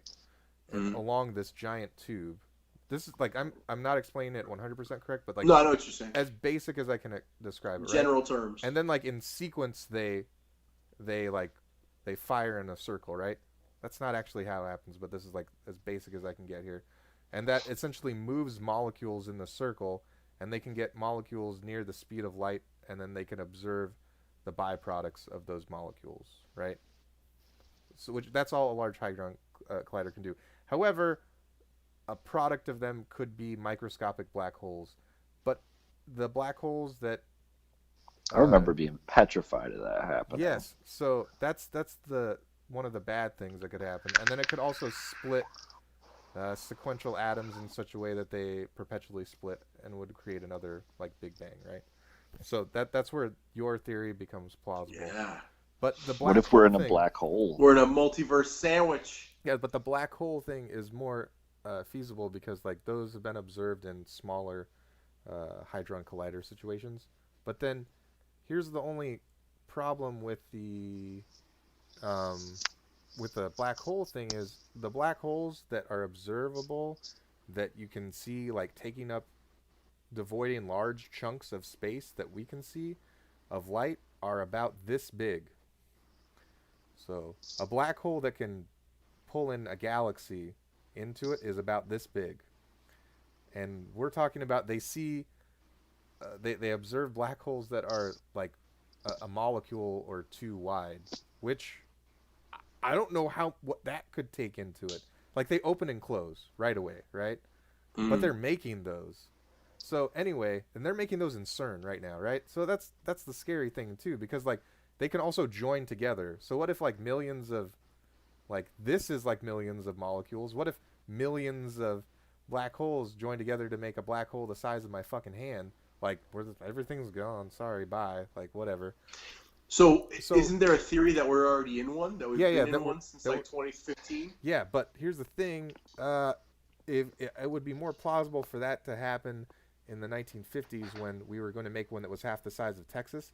The funds were raised, the labor was brought up, and the scientists were brought before like a council of senators, and one of the senators asked like, "What'll this teach us about God?" And the scientists are like, "Nothing. This isn't about God." So they were told, "No, you can't build it." The funds were misappropriated. They built it. They just fucking built it. They built. They built that freedom shit. as fuck. Yeah, they just built it. They said no, but the government was like, "No, but for real, we could do what now? We could be how many years ahead? No, you build that. You build that shit. We just told you no. The funds will disappear. Listen, Nobody knows." Between you and me, I know this isn't about God, but you know how it works. But wait a minute, we can have especially flying back then. cars? There was a lot of Get the if we fuck don't out do of it, here. the Russians might kind of shit. Yeah, that was around that time too. It was like post World War II. Russia's getting a little, bomb crazy. A lot of people crazy. in the military, MacArthur included, they wanted to fucking bitch slap Russia right after World War II. Yeah, because a lot of them they did that whole. Also. They did that whole. We're doing genocide too, but oh no, the Allies are winning. No, we love you, Allies. We're on your side. Our genocide is a different genocide. We're not genociding people who are of one religion. We're genociding all the people. Yes, all the peoples. It's fair. It's fair. Russian genocide is fair. It's communism. They all die. Well, if we just slapped Russia, we would have all the weapons in the Middle East instead of half of them. Yeah. Well, sure. I mean, the Middle East would be whatever. Anyway, I have a different Middle East might it's still popping off, but it would be all our weapons. Or it would be glass. Or it would be fucking glass. That wouldn't. That's. Anyway. Without the threat of Russia retaliating throughout that entire time, especially in the early phases of the conflicts in the Middle East, like we're talking back in the 70s, back before the 10-hour news cycle, where the government could just do shit, and then they'd be like, "Hey, took over. Wasn't Yemen here? Like, where the fuck wasn't there Kuwait No. here?" See, the thing is, you know what I think? They what send fucking fucking 20 guys in with Thompsons. They ice a bunch of people. They take a bunch of shit that's worth money, and then they glass. You know what? That might actually have been better for the Middle East if we just told Russia to fuck off. Well, for some people, the ones that didn't get turned to glass. No, for most people, because if you look at like pictures of like Iraq, Iran, and Afghanistan. Yeah, before the caliphate and all that shit. Yeah, and the people that supplied those Islamic extremists with weapons was Russia. Yeah. So like, there's a lot of speculation as to who back and forth because there was a lot lot sides back and forth. Lots of John McCain. Well, the then you have, what was his name? Charlie Wilson was another fucking politician who was heavy over in the arms dealing over there. Listen, there's a lot of Clinton money over there. There's a lot of Dick Cheney money over there. No, I'm saying like from back, way back. Like, like McCain started ISIS. Let's just start with that. And then go back from there. He literally got the people together to start ISIS that were very dissatisfied with, what the fuck was that? Well, the unity that we had with them initially was that the communists were godless. Yeah. And that we were. But no, I'm talking about McCain in the Middle East specifically. Like that's what I'm talking about too. That was the pitch that they sold to these fucking rural warlords that became ISIS and that became what's the other one? Osama bin Laden. Taliban. Yeah, Taliban. Dude, all McCain these different started groups. the Taliban too. So all these different groups, crazy. With Osama and not even bin just Laden. McCain, but a bunch of guys from that McCain era. Like, those guys, fucking that whole pitch was that we are at least all parts of the Abrahamic tradition. Yeah. And even though in the West we do things differently than you do here in the Middle East, we at least all bow to the same God, and these godless fucking commies, they don't got no God, and we got to get them. I don't care how he did it. I just seems legit. Yeah, I don't care how he did it. I just know that he's like the dude and that's the other thing that like when people call like Trump stupid, like Trump knows that like he grew up like his dad was like giving McCain money to go give to ISIS kind of deal, you know? Well, like, you want to talk about privilege? Yeah. We've been concerned about what's going on in the Middle East for fucking 50 years because there's oil. Have you been there? I've been there a few times. It's real weird, I've never been. Dude. Well, I would imagine that it comes down to the weirdness being that there is extreme, like Brazil, like extreme wealth and extreme poverty in a very, very, very small middle ground. Yes. What? Yeah. Like, that's got to be the strangeness. Oh, no, extreme trannies. Extreme trannies, no. In Brazil, they're very extreme. Yes. They're very believable till like, it's huge. Get it out of my face. No. I'm not talking. I'm not speaking from personal experience. What if it's just a quick slap though, and then they run away? Right, exactly. As long as they don't dangle and rub it, full circle. Yes, we got there. But no, the Middle East is weird because they're like your government only lies to you, and your like news only lies to you. It's like, why do you believe anything? I'm like, well, I don't believe anything. Like, I'm just in it. I'm here for the money. And they're like, oh, okay, that's good. You give us money? I'm like, yeah, sure, bro. Like, whatever. Like, the currency there is a weird thing because, like, I dealt specifically in currency. They don't use... Did you know that most of the Middle East doesn't use their currency? They use American money. A lot of places American like that. paper money. Not, yeah. I mean, not... The Caribbean is predominantly like that? Not in Europe, though. Like, not in, like, most of Africa. I don't know about Africa. China. No, Africa's strange. It's more of a barter system. South Africa uses their own dollar. Like, that's where... In Asia, there's a lot of bartering. In Southeast Asia. Yeah, but they still will use their own money. Like, in most cases, Middle East is almost exclusively using American money. It's real weird. Or gold. Oh, they're in bed with us. They've been in bed with us for so long. But they're not. Like, not the people. The way... No, but the ruling class. No, not... They're not in bed with the government the way, like, people here are. Like... that invest in a side, you know? Like we're saying, most of the people invest in a side, politically. The people that are in the Middle East might as well be... The people that live in the Middle East might as well be a different country from, like you said, the very small ruling class that's also a part of the political people there. It's really weird. They're like totally separate. They don't care about each other. They don't concern themselves with each other. It's an oligarchy. They don't... Yeah. But it's more in your face than like if you go to Russia or like here to a certain level or like Eastern European countries. It is it is the definition of it in the rawest form. Even in Russia, you could be born poor. Yeah. And do something like join the military and find your way into a political career, which is essentially your best option. Whereas in the Middle East, you're born poor, you stay poor. You're born with no shoes. You ain't getting no shoes. You're not, never. You may get shoes for your last birthday. I heard somebody talk about this in reference to India, where that's another. They were talking about Americans, where they were like, "The Americans are always talking about poverty. You don't understand poverty because there are generational homelessness in India." Yes, like our poverty line is higher 50, than the middle class. Could you imagine, though, being born into homelessness for 50 generations? Yeah, man. The idea of, like, when never had a home, like, there was never a familial home. You never went to grandma's for dinner. Like, what? Like, we can't wrap our heads around that. That's why and your only shot is to be a good person, die, and come back. Yeah, exactly. In India, for sure.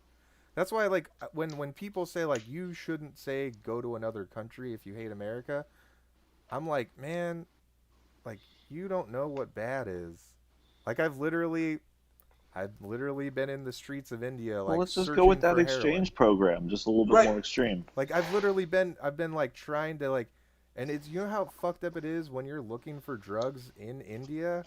It doesn't even need to be that extreme, and the people are like, you have so much money, like, can we take you? Like, what can we do for it? And I'm like, I will give you this whole stack of whatever your money is if you can just get me a joint, because, like, and they're like, oh yeah, we'll find it. Like, literally it'll take them like a day to find, like, the minuscule amount of drugs, but you're like, man, they're working hard. Like, it's a weird emotion that like. But even to see that, if you travel enough, you know that like you walk off the plane in another country and it just smells different. Yeah. That alone, I think, does something for a person. Like we were talking about earlier with like exchange programs and shit like that. Yeah. Being well traveled offers you so much of an education that you can't get any other way. And we've got so many of these fucking people living in theory. And I think that's where this leftist. No, the leftist people that claim to be well traveled, they only go to the nice spots. Like they go to chain restaurants. Yeah, when you this is the thing I hate the most. When you see a really fucking hot blonde girl that's like, oh, I was just there, like standing in the fucking crystal clear waters of Thailand, and like they're like, it was amazing. Everybody was nice to me. Like, what the fuck? There's some comedian You're that's at a like, resort. no, they're like, oh, you should go to Europe. It's great. Like as soon as you get off the plane, some hot guy is like, get on my bike and we'll do this. And the guy's like, no, it's not like that for me. Like I fucking get off the plane and they're like, fuck you, American pig. And you're like, all right, cool. like I don't trust any hot girl that's like, oh yeah, everybody's so nice. It's like, bitch, they're nice to you because you're a hot white girl that has money. And then like I've gone to the seediest parts of Bangkok, bro. It's like fucking great. I have that with my wife sometimes, where she'll be like, "Oh my god, the neighbors are so nice," and I'll just walk her to in front of the mirror and be like, "Yeah, of course. The fuck are you talking about?" Yeah, look at you. Look at you. Exactly, right? You're a beautiful lady. What do you want? Yeah. Like, and like I'm a 300-pound shaved gorilla. They're not the same to me. And my wife who's black, who's traveled all over the world, she's like, I don't know where these people have been. It's like, and when people talk about how like America's super racist towards black people, it's literally bad luck to be black in Asia. Like, they don't want you there because it's bad luck culturally.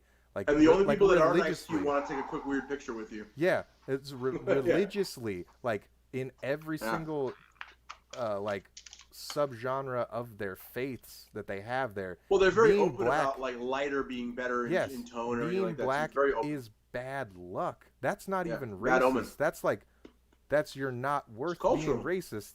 As I've told many people, like, Asians aren't racist to anybody except for other Asians because everybody else, white, Spanish, black, is not considered human enough to be racist towards. Right. That is the next level. That's next level racism. And when people say, like, America's racist, America's founded on racism, it's like, yeah, but not that kind of, like not like Muslim type of sexism where, like, a woman is not worth as much as a goat, like in the Middle East, you know, or like in Asia, you can't kidnap a white person, black person, or Spanish person and sell them into sex slavery in Asia because nobody in Asia is going to buy them because it's bad luck. They're like, they'd rather fuck a goat type of deal, like, because they're on higher levels than people with just a different skin color. Man, like Asia's another level of racism that most people haven't seen, right? And it's once and just having been to these places and seeing like legit poverty and legit racism, to see some fucking trust fund kid tell me how bad America is and how much better other countries are, I have to be like, I can get on board with the person that's telling them like, then fucking go. Like, the people that are telling them to fucking go probably haven't been outside of the country, and they're just like, well, then get out of my country. Like, I'm saying it in a different way. It's like, fucking go. Let me take you to these fucking streets where, like, just because you're not Asian, you're getting treated worse than that fucking dog that they're, like, literally feeding garbage. Like, let me take you to these places where our poverty line is higher than the middle class of the entire world. Well, it's like, dude, just go of the go entire somewhere, world, bro. But go somewhere that we go on fucking vacation. I had a Jamaican boss. His name was Scotty. He had green eyes. He looked super Chinese, but he also looked like he was like light-skinned black. And he was just, I mean, that's as Jamaican as it gets. He had such a cool mix about him. And he had a super thick, he was part Chinese, and he had a super thick accent. And he would talk about killing cats with a crossbow.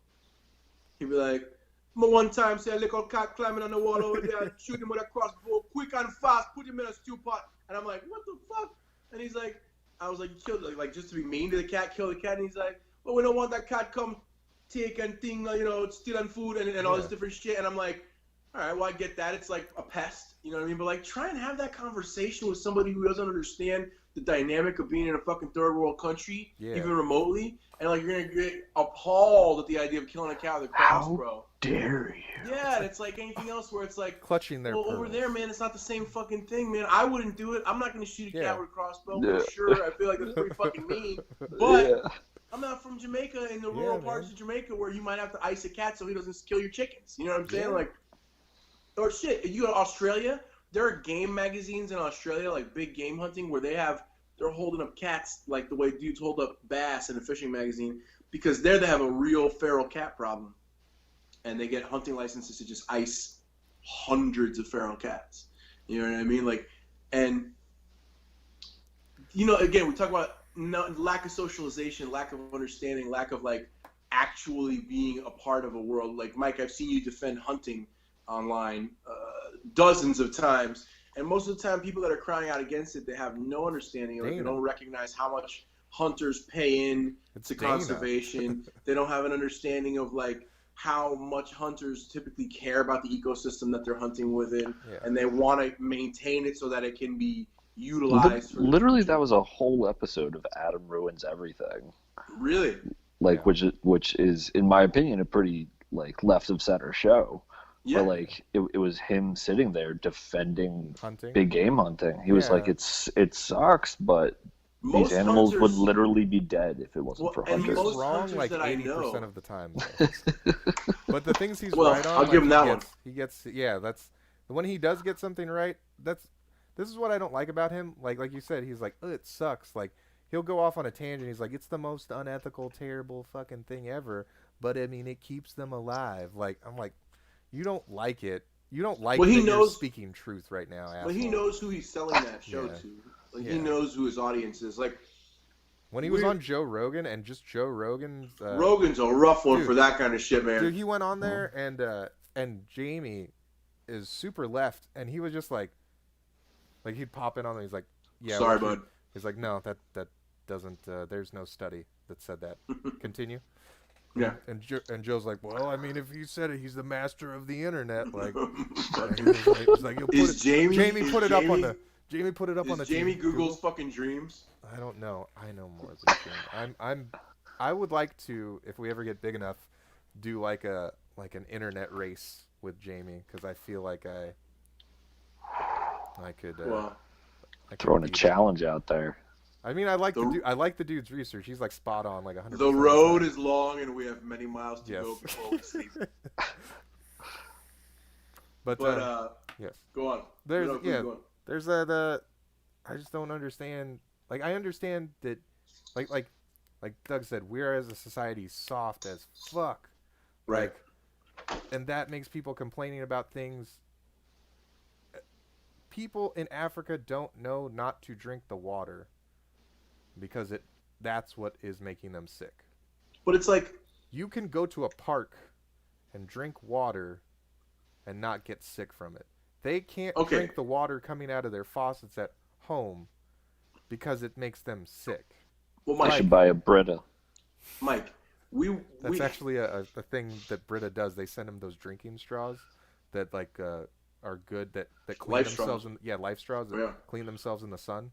And I love how I have random sideways ideas that I just throw out there, and then Mike's like, "Well, snaps them right up." Actually, they do that. Actually, that's what I like about Jamie, because he'll be like, "Actually, Joe, they do these things."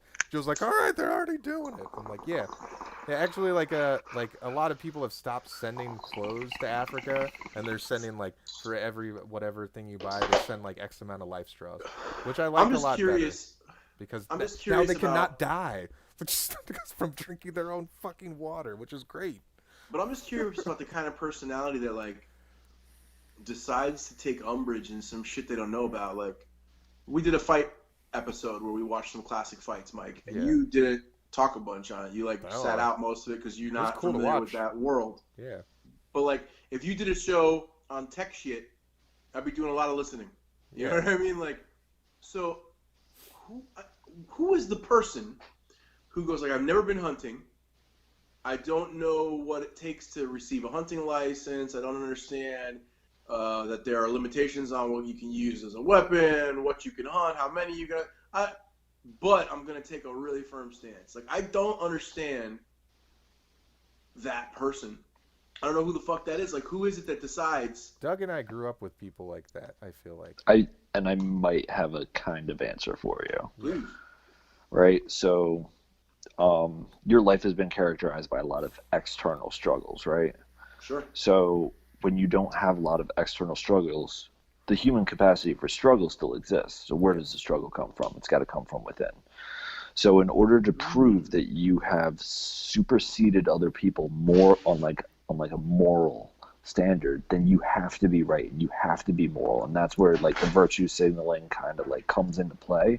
And it makes sense from a psychological aspect, because they need to have struggled and they need to have overcame something. And if they overcome like the morality of society, then they've achieved something in their life, where instead of actual responsibility. Wow. What is it called? Dunning-Kruger effect is what this I don't know who hybrid coincidence or is or whatever. Sorry, I'm doing bad reading today. They've been commenting on everything with us. Oh, right on. So they're just dumb and think they're not. It's a Dunning-Kruger effect, they said. But yeah, here, let me tell you how you can sniff out these people, Andrew, that are doing this, like basically self-made struggle, like Doug is talking about.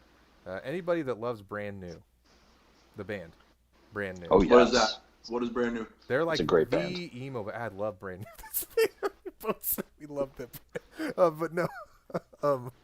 That's really telling, guys. That's really telling. Love it. My Love it. parents died before I was Brand New. 20, and I don't know who this band is. This is a really telling experience. They literally. Also, here's the other thing. I'm over here listening to Bing Crosby and the Andrews Sisters with my fucking grandparents who raised me from the Great Depression era. Every emo band that came out like after 2000 wanted to be this band. Like every emo band, like Cry, punk sound. They even wrote songs about how badly other bands wanted to be that. They literally, I love that. I love that line too. Like, this is the way you wish your voice sound. Oh god. Anyway,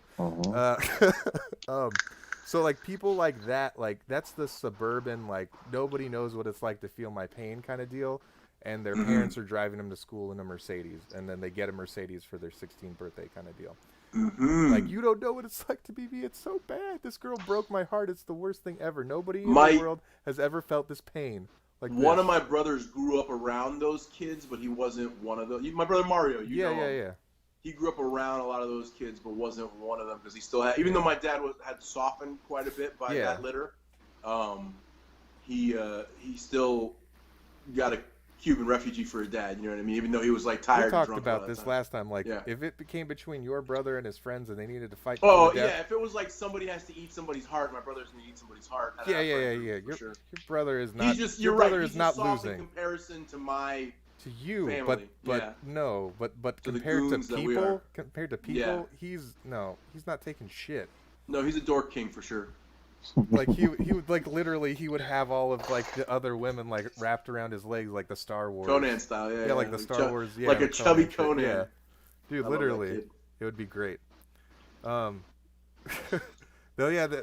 this guy's saying they get the kids that love Brand New, right? That have the Mercedes, and they get mad because it's red, and it's not the right color. Those are the type of people that are like that go like this, that are like this, like Doug was saying, and love Brand New. I mean, I was like it. I was like that. I understand the idea of having to manifest some form of struggle. Now, here's the question then. And Doug, you're the first person that ever like gave me a grasp on that, so I appreciate that greatly. So my next question, hopefully you will be able to help me disseminate some further info. I may have just completely forgot that question that I was going to ask. Thank God, because I was about to be put on the spot. Give me a quick recap. Of what type of people? Mike? What type of people? What type of people act? Right. And you're talking about how they're seeking a struggle that they need to manifest themselves internally. Yes, Dunning-Kruger. But why delve into a subject that like if you want to seek a struggle, like why not fucking join a gym or like, you know what I mean? It used to be music. It used to be. Oh, that was my question. Do we feel like there is a lack of rites of passage that is contributing to that lack of adversity that we're seeing in this younger generation, where there was before some threshold that you had to cross through socially, you know what I mean, or culturally, to like give you an understanding of struggle on some level? Like football. Football was created by a lot of dudes who thought their sons were pussies because there wasn't any wars for a while. You know what I mean? Like the idea was like, we need to harden these boys up. So like, what? So is there like, are we? I got this. So yeah. So gimme. like they stopped getting bullied. Like they killed the bully is what our one commenter watcher is saying. So then Brand New made it like the emo area, the early 2000s emo Brand New thing. Heartbreak from a girl became the rite of passage for a guy. Which, when that is your rite of passage, that makes for some real soft ass kids. Right. When the hardest thing that happened to them is a girl cheated on them or a guy cheated on them and dumped them, and that's your rite of passage. That's how you become an adult, like in the eyes of your peers. Because that's what it is. It's not you're becoming an adult in the eyes of your parents or society. You're becoming an adult in the eyes of your peers. Right. And like I say, like Brand New made it this way, but like it was that whole era because people live in the era of their music, of like their first like adult generation, and those were like the biggest things ever, And like I've noticed that like country guys or like guys that like listen to country or like gangster rap in that era, or Latin music or whatever. Not and the popular music was emo music, right? And people that listened to the music outside of that ended up having like more stable, more real relationships, and like became like what we would like say like they grew up, right? Sure. They became real men and real women, real adults. Whereas everybody that was like, Brand New is the best band ever. I cry when they sing Soco Amaretto Lime. It's so good. Like that's literally one of like the big songs that everybody. It's quiet like, things no one ever knows. Yeah, the quiet thing. That's the one. But I mean, like the sing song along at every party. Somebody picks up a fucking guitar, and they fucking start singing. Literally. Yeah. I always hated those guys, but only because I couldn't play guitar. I wanted to be the center of fucking attention. See, I wonder, like, it's interesting to me too. Of like, all right, so when you talk about this, I wonder how it's different. Like, there's a song by a band called the Ducks, Dhuks, and it's called Annabelle. That was my mom's name. That's my daughter's name. I choke up when I hear that song. I fucking choke right up like a fucking. Because that song probably is like a very good deep song. It's a great song. It's about a woman named Annabelle dying. That happened to my mom's name. She died when I was younger. But what I'm getting at though is it the same? Is it the same? Like when you're sad or you want to like kind of feel you're sad, right? And like kind of like let that wave hit you and crest over you so you can cope. But is it better or worse to be having those feelings about that kind of pain of loss? Yes. What's the difference? Yes. You know what I mean? Is breakup pain lesser?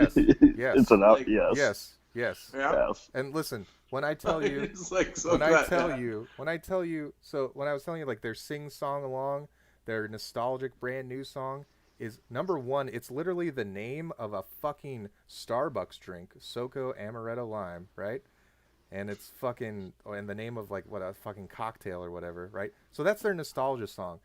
The main refrain in the song is 18. We're gonna stay 18 forever. So that's you're putting fucking shit in kids' brains right there. Mm-hmm. And then like the end, it ends like with the like gang vocals of like you're just jealous because we're young and in love, like, and it goes over and over till like the record skips. Like, that's their fucking nostalgia song. That's their, like, oh my god, this is, like, the greatest thing from, like that's their fucking... perfect. It was perfect for when you were fucking 18 and you grew up in the suburbs, you didn't have a care in the world, and you thought, like, oh man, nobody knows my fucking struggle and nobody knows my pain. The difference between what that is, that's their fucking anthem. That's their sing-song around a campfire. Now, okay, so and your song is talking about a woman dying, and the person wrote the song about, like, their mother or their daughter or somebody dying named Annabelle, which is real fucking pain. These kids are crying about having to go and being adults. So is this more comparable to when I was in that age group and I was listening to Sublime and I was like, I want to get fucked up and fuck shit up and not wear shoes and bring my dog with me everywhere I go? Like, yeah, is but that the same But it's like, game? if that was your life. I mean, for like high school, it was. No, but it's now. Oh. Now. That's the problem. So you're talking about the guy who's 36 with a do-rag and a hat with a flat brim. Yeah. And a fucking, you know what I mean, and a monster tattoo. It's still 1994. It's still August 22nd, 1992. Yeah, okay.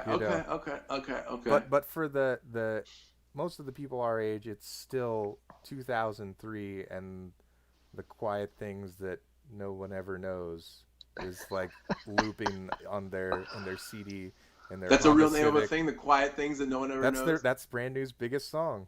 That's not a Shel Silverstein book. It's a bagger. It's a great song. Listen, like, as much shit as I'm talking for fucking about Brand New, I fucking love Brand New. I do have a slight issue with their singer because he stole riffs that Matt Krug stole from my guitar player. And it's just, like, verifiable. It's real weird. Because I don't know if you know this, Doug. He's got a house in Wellington. Jesse Lacey has had a house in Wellington with his family for years. And he would roll around fucking West Palm. We knew he was a scumbag day one. Yeah. I mean, he says he's a scumbag. But apparently he's just been stealing, like, literally, The Devil and God Are Raging Inside Me. My band has a recording from before that album came out and before I even lived here. And before I was even in their band, right? It fucking sounds like there's two songs that sound like Jesus Christ. That was their big song off of that. The literal riff. They were playing those songs out in Wellington around that time. So you got a little bit of a personal resentment. Yeah, I have a personal resentment. I see it. However, I love Brand New. They're one of my favorite bands ever. I mean, that's some Zeppelin shit, though, right? Didn't Zeppelin do the exact same shit? Yeah, they fucking ripped off, like, all the local London bands. Yeah, like a bunch of dudes that opened them and shit. So many. Yeah, I listen to a lot of Wardruna now. Who? What's that? Sorry. Like classic Viking music. Oh, where like all the, like no, not Viking metal. Oh yes. Like folk. Like weird. Yeah, I've that's seen. dope. I know exactly what you're talking about. Like they does it make up, you like, want to eat elk, mushrooms in like in the elk gear? Well, so I'm sober. And Yes. mushrooms was my biggest reservation all throughout everything. Like LSD had a terrible time with that, I'll be honest. Mm-hmm. Like I saw the curvature of time and space and then I was like, I think I'm done here. But mushrooms are a lot better. I was good at mushrooms. Yeah. I was sitting in the middle of I was sitting in the middle of the Maybe forest that's and why. just You know what I've noticed? Everybody that I really get along with from that job, everybody's like, yeah, I like this drug, but mushrooms are great. Like, no matter what. I'm like, I think the exact same thing. Mushrooms are just, they're great. Well, it's something. It puts you in tune with the natural order of the universe. You know. Have you read that? I feel like I've had that experience with acid as well. Have you read the book that the one guy that dedicated his entire life from the time he was 14, very wealthy Englishman, just took his parents' money, went to the Middle East, and dedicated his entire life to translating the Dead Sea Scrolls correctly? Was that Marco Antonio Allegra? Yes, where the myth of the magic mushroom. Yeah, or whatever. the myth, the Jesus and the mushroom and the sacred cross. Yeah. What the book is called. So, see, when I was in college and I cared for that like year and a half or whatever, theological history was my major initially, and so I remember reading that book. Yeah, I remember reading that book. Where Jesus is a strain of mushrooms that only pollinates every 2,000 years. Well, all the iconography and stuff too. Like if you look at a lot of the old imagery, you see the halo is like a mushroom in a lot of cases, and then that also ties in to when the church blended with a lot of the Norse groups and religions that came through England with the Angles and the Sacs to blend like their shamanistic shit like around Yule. So like Yule specifically, you have like the tree, the presents are the red and white packages, which was the Amanita muscaria. You dried the red and white stockings on the hearth, which was also the Amanita muscaria, as well as you would dry them on the tree, like decorations. You'd hang them on the tree and dry them. So those are all different methods that they actually utilize. The reindeer also is tied to that mushroom. They say even now in Nordic places, horse had... when even now there are some like religions in Norwegian places where they do like the sweat lodge with the mushrooms, and they tell you when you leave to take a piss, be careful because the reindeer will bowl you over to get at your piss because they like the mushrooms so much. Oh damn! So like they're highly flying like a flying reindeer, awesome. Like come the fuck out. Damn! A dude Odin's in a horse, red and white fucking vestments, which is the color of the magic mushroom, the color of the Amanita mushroom, which was popular out there. So then you combine that with the divination coming from the Catholic and the Christian churches, where like Salvia Divinorum was used. Yeah. The sage was burned in order for these motherfuckers to commune with the Holy Spirit. So like you can put all that shit together, and it's like, yeah, there's a lot of getting fucked up and thinking about shit like in those religions. Tell me about and that Odin's slowly horse. got pushed out. Yeah, please tell me about Odin's horse, and I want to tell you about Jesus. Okay. Well, Odin was the original Jesus. Odin hung himself from a tree and then stabbed himself with a spear and then wandered the 9 realms for 3 days and then came back. And then Odin's horse has 8 legs, which is where they get the 8 reindeer from. And on Yule, the whole point was for everyone to spend time inside with their family, and Odin would ride around on his horse. And this big bearded large man would look in through your window and just be happy if you guys were celebrating together and showing each other love. Also, mistletoe was used to kill. So Freya, which everyone knows as Odin's wife, wasn't Odin's first wife. Odin's first wife was the Earth. But Freya had a son named Balder who couldn't be killed except by mistletoe. And weird. Loki ended up killing Balder by poisoning his soup with mistletoe at a big festival. So all that Achilles type shit. So one could also say that Balder may have been some inspiration for Jesus as well as who was the guy? Judas as Loki. Oh yeah. Well, you see so many parallels in so many different faiths. Well, even like Buddhism, Siddhartha was royalty and caste. That's the same significance as Christ being the son of a carpenter, because merchant class people had like better lives, and to give that up was like, Same with Saint Francis. Even was a wealthy merchant's son. Horus, that repeats itself over and over again. The idea that like Mithra is someone who was your better Mithra is the oldest documented cycle of the born on the winter solstice, 12 disciples, born of a virgin, half god, half man type of deal. Yeah, Mithra, and that's I want to say 25,000 years old. Well, I think a lot of that story too is to bring us to an understanding of our connection to man and God, I guess, in theory. Like, you see it over and over and over again, and you hear all these new conspiracies about aliens and shit, and you're like, oh, the Anunnaki's not sounding too crazy anymore, Eddie Bravo. How come Eddie Bravo and fucking Alex Jones are right about so much shit? But Jesus. And do I need special ammo? Let me talk about Jesus. No. Oh, Let me talk to you. Can I talk to you guys about Jesus? Can you talk about my favorite cave Jew? Thank you and yes. So he wasn't a person, according to this British man. Yahweh. He was a strain of mushroom that the 12 disciples were drug dealers that peddled And that's why every 2,000 years, like a new version of the story would come out, and that's why there's like Mithra, Isis, Shiva, all this other like every 2,000 years, the different mushroom strains, like because the way mushrooms pollinate in the desert is they're like they only certain strains only come out every like when the temperature's right. So like some of them will only come out in certain years, right? So Right. but every 2,000 years the conditions are right, almost like clockwork. Every 2,000 years the conditions are right in the Middle East for all the strains I got to something come that'll out. blow your mind about astrology when you're done. All the strains. Oh, okay. Please, I'm excited. blow.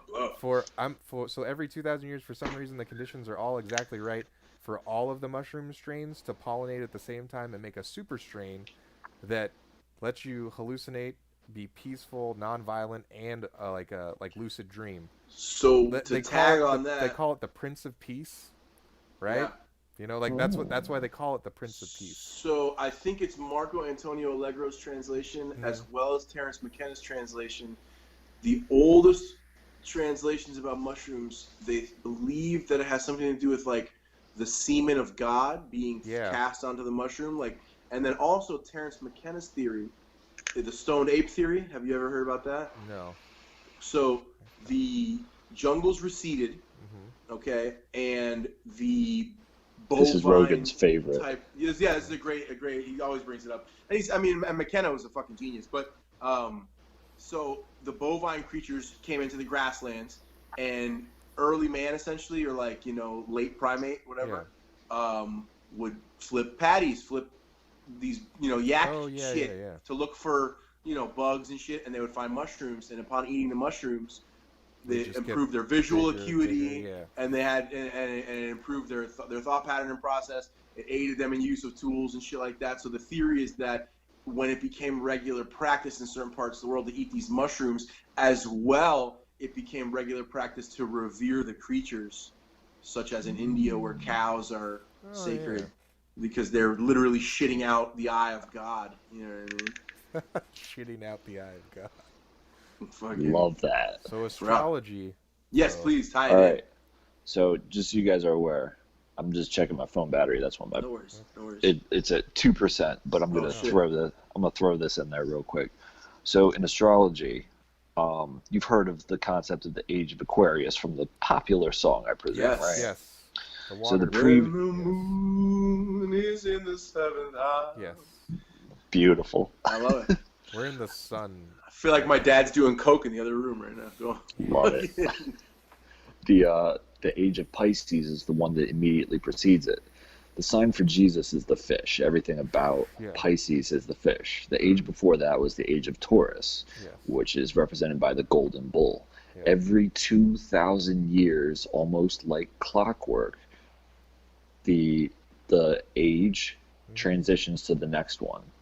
So around now is when we're transitioning to the Age of Aquarius.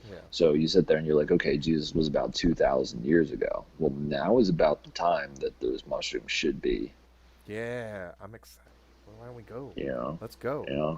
Let's get enough Patreon money to where we take the three of us and go there and find the new Jesus mushroom. Let's find it. And let's talk to Moses and Jesus and the Holy Roses. Shit. Yeah. Well, goddamn, boys. So it all correlate, like the mythology combined with the astrology, because in the Book of Enoch, right, the book that they left out of the Bible. Yeah. There's some funny comments. They had him study astrology and astronomy. They were like, this shit's important. Pay attention to it. And everyone was like, no. Big deal. He was abducted by aliens and taught everything about the gods. No. We're gonna ignore that shit. That's not the only book that's not in there. Like, no, there are a lot of good ones. Yeah, Mary's book's in there, which is like really weird, and also because like she goes into detail of how God came down and like she got some God dick. She got the God literally, like that's like apart from it, like I don't know, like that's how it's phrased in like old like Sanskrit. Also, it's like injected with alien DNA. No, like like the pleasure like no other or some shit like that.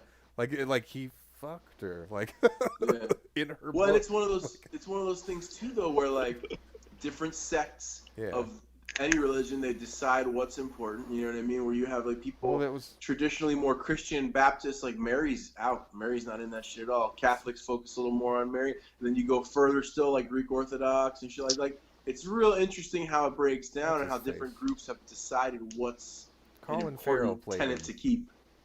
Colin Farrell played him in that Roman movie. He's the reason we have the Bible we have now. The Great Alexander the Great. Alexander the Great.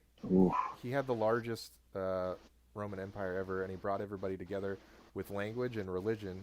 And how he did it with religion was he pulled all of the religious leaders from all of the four corners of his... Made a collective. Yeah, and they took the books of what things they want, and he created the Roman Catholic Church and appointed the first pope, who was Peter.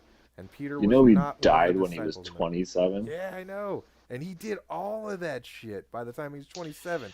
Look, people started their lives a lot earlier back then, though, man. But I mean, that's the crazy. And his teacher was now Aristotle, we're like, though. So like, now we're like 35. He had like and the we're dopest I'm just teacher. kind of figuring out who I am. I'm 35. I'm fucking just 35 is the new 18 and shit. It's So boys, why haven't we united and conquered the world by 27? What the fuck? Because we circumvented Darwin. We circumvented Darwin a long time ago, and now we have to suffer the consequences of that action. And the masses that should have been left out to the elements to be absorbed like Spartan babies back into the wild, they're here now, and they're with us. So it's funny. So I mentioned that my dad's a doctor, and he says, you know what's funny, Doug? I believe in Darwinism so much, but my entire job is to make sure that it doesn't happen. Man, oh man. That's crazy. We're seeing it every day. We make it easier for the worst of us to make it through. And like you said, the best of us will not survive, my man. That is such a overwhelming realization, I think, as you get to a certain age in your life. You're like, oh, most everyone's a piece of shit, and everything gets broken down to that level in order to make the worst of us happy, because they are the loudest, and they are the fucking most petulant, and they are the most fucking volatile, and we have to maintain this giant angry baby of humanity so it won't shit the bed constantly. And we've gotten to a point now. The good die young. Yeah. All the good die young from stress, from seeing how everybody else is a piece of shit. That's what it comes down to, man. So we're never gonna die. What? Well, at the end of the day, we're left with the understanding that, like, the child. What's the fucking Pink Floyd line? The Pink Floyd line. The child is born. The will is done. Like, the child is gone. The dream is done. The dream is dude. The child is grown and spoiled, and it's so hard to back it up now. You know what I mean? Like, we're gonna have to live with the remnants of our generation. Our grandparents' era, those people built wealth. There's a whole block of people in between us and our grandparents, and not in every case, but in many cases, it was like that same epoch of that 2,000 years, that cycle, where it's like birth and destruction. I almost feel like every other generation, it's like somebody builds it, and then somebody's like, burn it all! We're gonna burn it all! Well, then I got some good news for you guys. Our kids are gonna be fucking awesome. Well, hopefully. I'm trying to make my kid not a... As long as we keep taking those stupid participation trophies fucking out of here. Hopefully, man. I told this story in the first episode, or our first podcast, because we were talking with Mike about participation trophies. Like, I told you about this. Like, I was a great bowler when I was, like, in first grade. And, like, I was so good that my little team of, like, the three of us, like, we were all so good, we would just get first place. Nobody beat us ever during that whole, like, first 2 seasons in first grade. And we were legitimately good. Like, first grade, like, we were in, like, the good first graders, like, where we didn't use the bumpers. And then the next year, we did the same thing. Bumpers. We fucking second grade, right? We destroyed everybody. This is Northern California in, like, 1990-ish, 1980 something, right? Yeah. So bowling's a big deal, right? No. Shit. I'm just trying to give you context for when this whole participation trophy shit started and where. It started where I am from, because in 2nd grade is when I quit bowling, because we got this giant trophy the year before. The next year we got a smaller trophy, right? And I was like, that's fine. Maybe like, budget, whatever. I was young age. I was going to Asian school too, so I was already aware of budgets. Anyway, so like we had a smaller trophy. I'm like, yeah, whatever, money, understandable. But then the kids that got 2nd place, they got the same trophy. And there was no, like, there wasn't, like, we didn't get a plaque on ours or anything. They just got the same trophy straight up. And then the kids that got 3rd got the same trophy. And the kids that got 4th got the same trophy. And the kids that got last got the same trophy. Everybody got the same trophy. And I was like, what does this trophy mean then? And they're like, well, it was kind of rough the way you beat everybody last year. So we decided to give everybody a trophy. And I was like, I quit. And I literally said that. I was just like, I quit. I'm in 2nd grade. I'm like, I quit. This is dumb. I don't want to do this anymore. And my stepdad was heartbroken. He's like, but you're so good at bowling. And my ex-stepdad's actually like a professional bowler now. Like that's how much like he liked bowling, like. And I was like, yeah, but I want to win. And he's like, well, if you get higher, like if you just stick with it, like you'll win. And I'm just like, no. And I just went straight to video games. We're such a weird I think creature. We lost Doug. Oh, man. I think his battery died. Yeah, I don't hear him anymore. He's probably gone. Well, that was a great podcast. Yeah, Doug man. was a fantastic guest, and I hope we have him again, man. Yeah, man. Dude, I'm telling you, like, I'm having a lot of people ask to be on the podcast, and, like, I'm kind of selecting. Yep, there he went. Yeah. We lost Doug. Well, Doug was a fantastic guest. I enjoyed meeting him.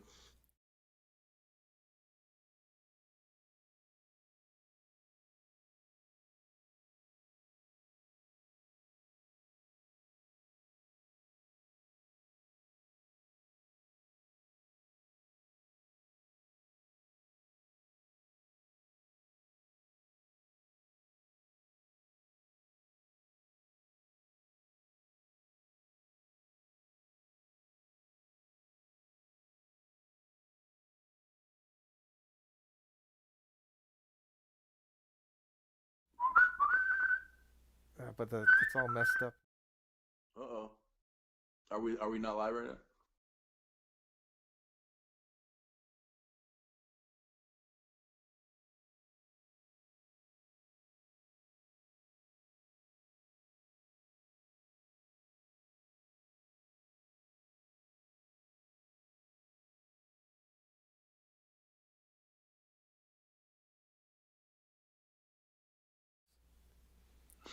It's all gonna be real weird. Tell me if we're back, when we're back, what No, we're doing. we're back. Oh, just don't know. well, but it looks we're all tiled out right now. Did it sound like, did we lose what we were saying earlier, or did that make it? No, it didn't make it. Oh. Well, what all I was saying was thank you for all of our 50 subscribers for joining us on our fun little podcast adventure. And please feel free to send us along to anybody who you feel might enjoy the podcast as well. And even those that won't, that might want to talk shit and leave horrible comments and things like that. Yeah. I'm going through our many different windows that I've created over this thing. Look, good thing. Trying to find, and it just looks funny. So I'm just gonna keep clicking through this while we do our outros and stuff. Well, thanks all for joining us. Check Patreon. out our Patreon. Yeah. And what else? Shirts. Anything else? We have shirts. We have rant content coming out. New rant. More content. rants. And there will be more shirts after this fall coming because we're going to vector some original artwork. Yes. And get some more cool merch out. Thanks for joining us, guys. If you want to be on our show too, let us contact us here at the YouTube page or on Facebook. And we're happy to have anybody come and talk about any weird thing that comes up. Yeah. Peace, bitches. All right, bye.